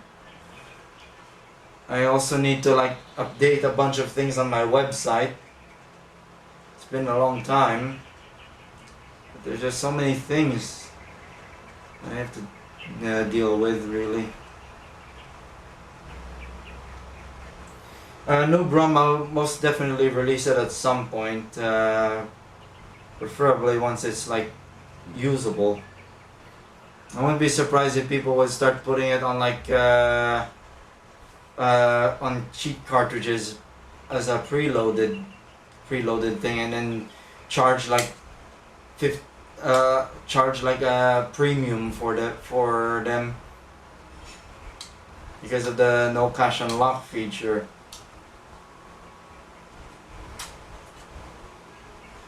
Now that's built right in, and it's more stable than Unirom.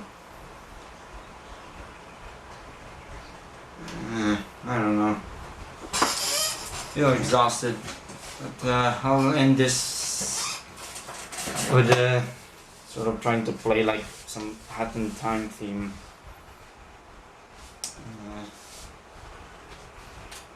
I actually broke out my H2000 system back here.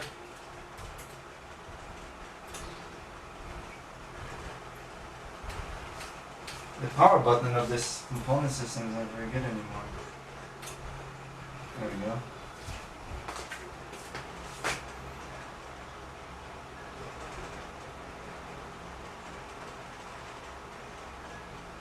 I guess I won't do these very often. I'm gonna stream Donkey Kong Country 2 again at some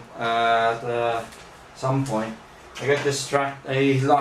I stopped playing it because I got distracted by Kirby on the family computer, and then Halo, because I felt like wanting to play Halo again since it's been like over a decade since I last played it.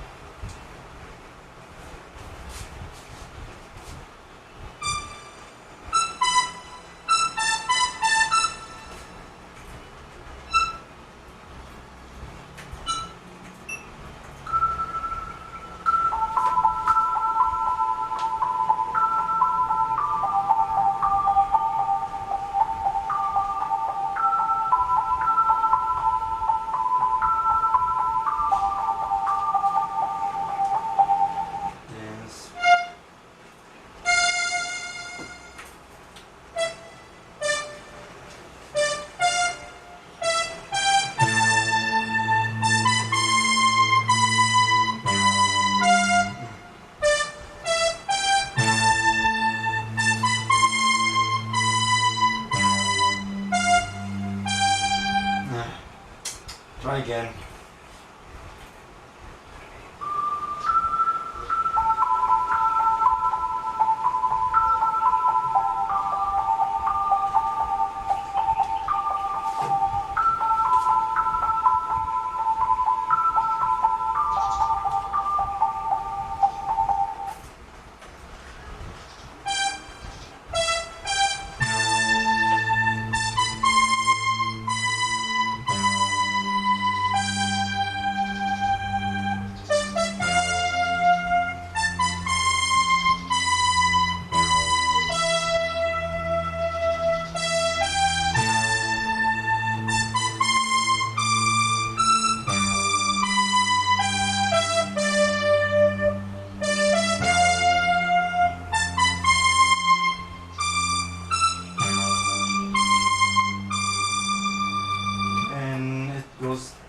Does the thing with the bells again.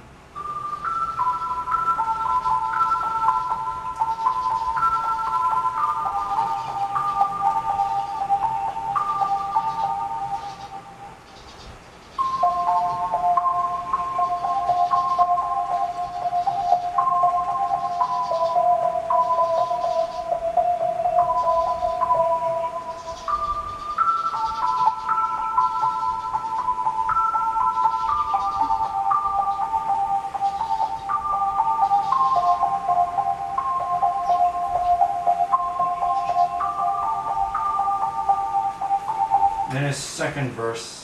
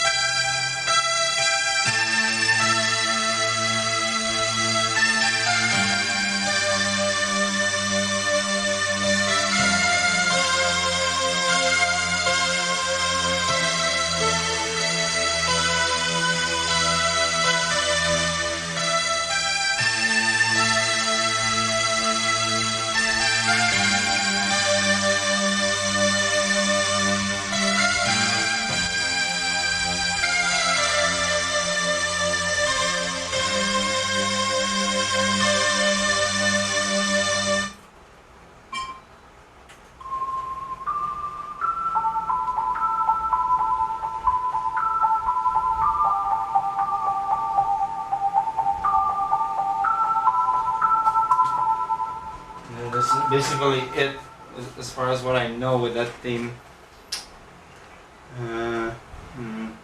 I do a Sky Roads. Okay, a different patch. I'm using presets at the moment. I have made my own programs here, but I'm still getting a hang of the sound alright.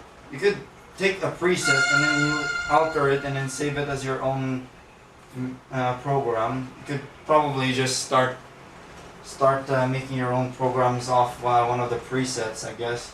Tweak it to your liking and then save it.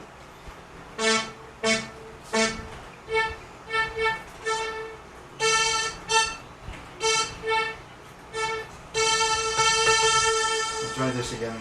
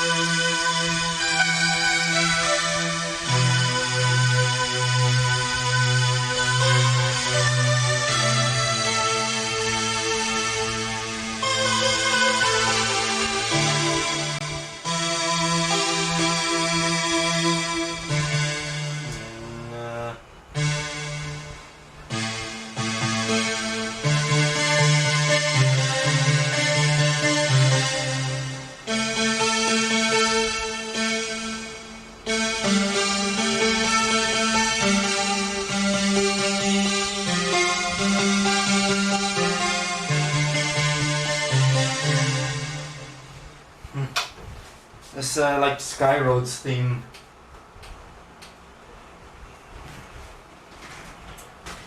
It's a Casio CZ5000. It's basically a bigger brother of the CZ1000. It's basically two CZ1000 strapped together with a simple sequencer attached to it.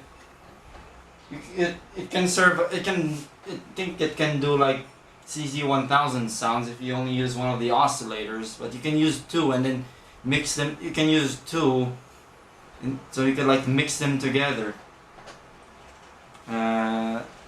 I still haven't figured that out yet, the dual oscillator thing, but yeah, it's basically just a bigger brother of the CZ1000. The CZ1 is more powerful than the 5000 because that one has aftertouch capability. But these Casio synths are a hell of a lot better than the Yamaha DX7. That thing basically makes either a bunch of farts or very harsh tinny noises unless you apply a bunch of processing to it. It's almost impractical.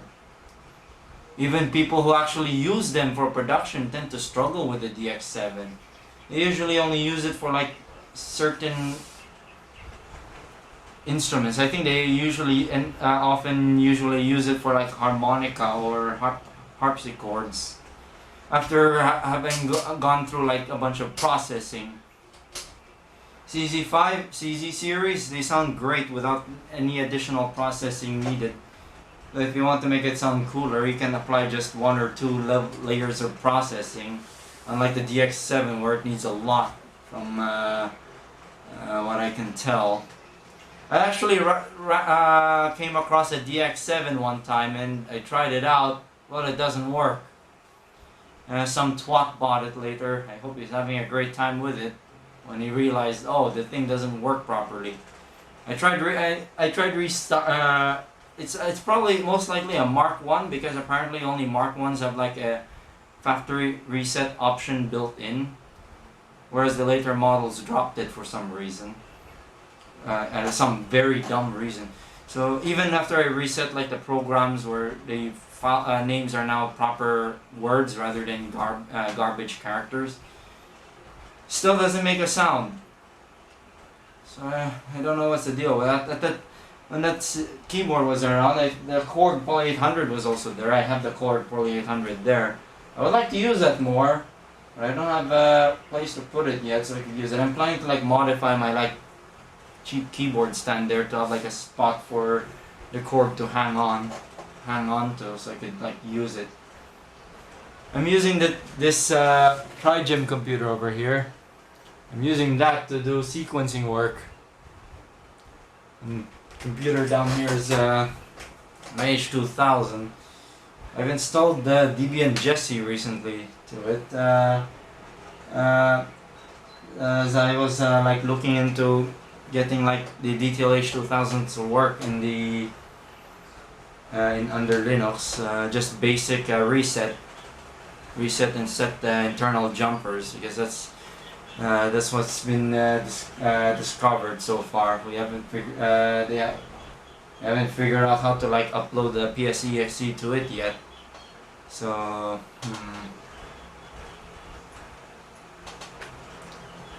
but yeah, I guess that's pretty much it for the stream. Now the frame rate of my video stream is now like almost like movies, like 23, 24 FPS. Not sure what's going on there, but anyway, I guess that's pretty much it for the stream, and I hope you enjoyed watching this, even though it's a bit boring in places, just me faffing around with some assembly. But I guess it's helpful to some. As what Yitil said, it's provides some insight on what's like to do assembly development on the PS1. I'll fix that exception handler issue at some point, perhaps at a later time. I want to focus on the more important bits, like getting PS Noob Debugger to work on it, which is basically just a matter of adding like patch binary support, things like that. So yeah, Linguy64 is signing out, and have a good day. Ta-ta, I guess. Wrong one. Yeah, much better. Alright, see ya.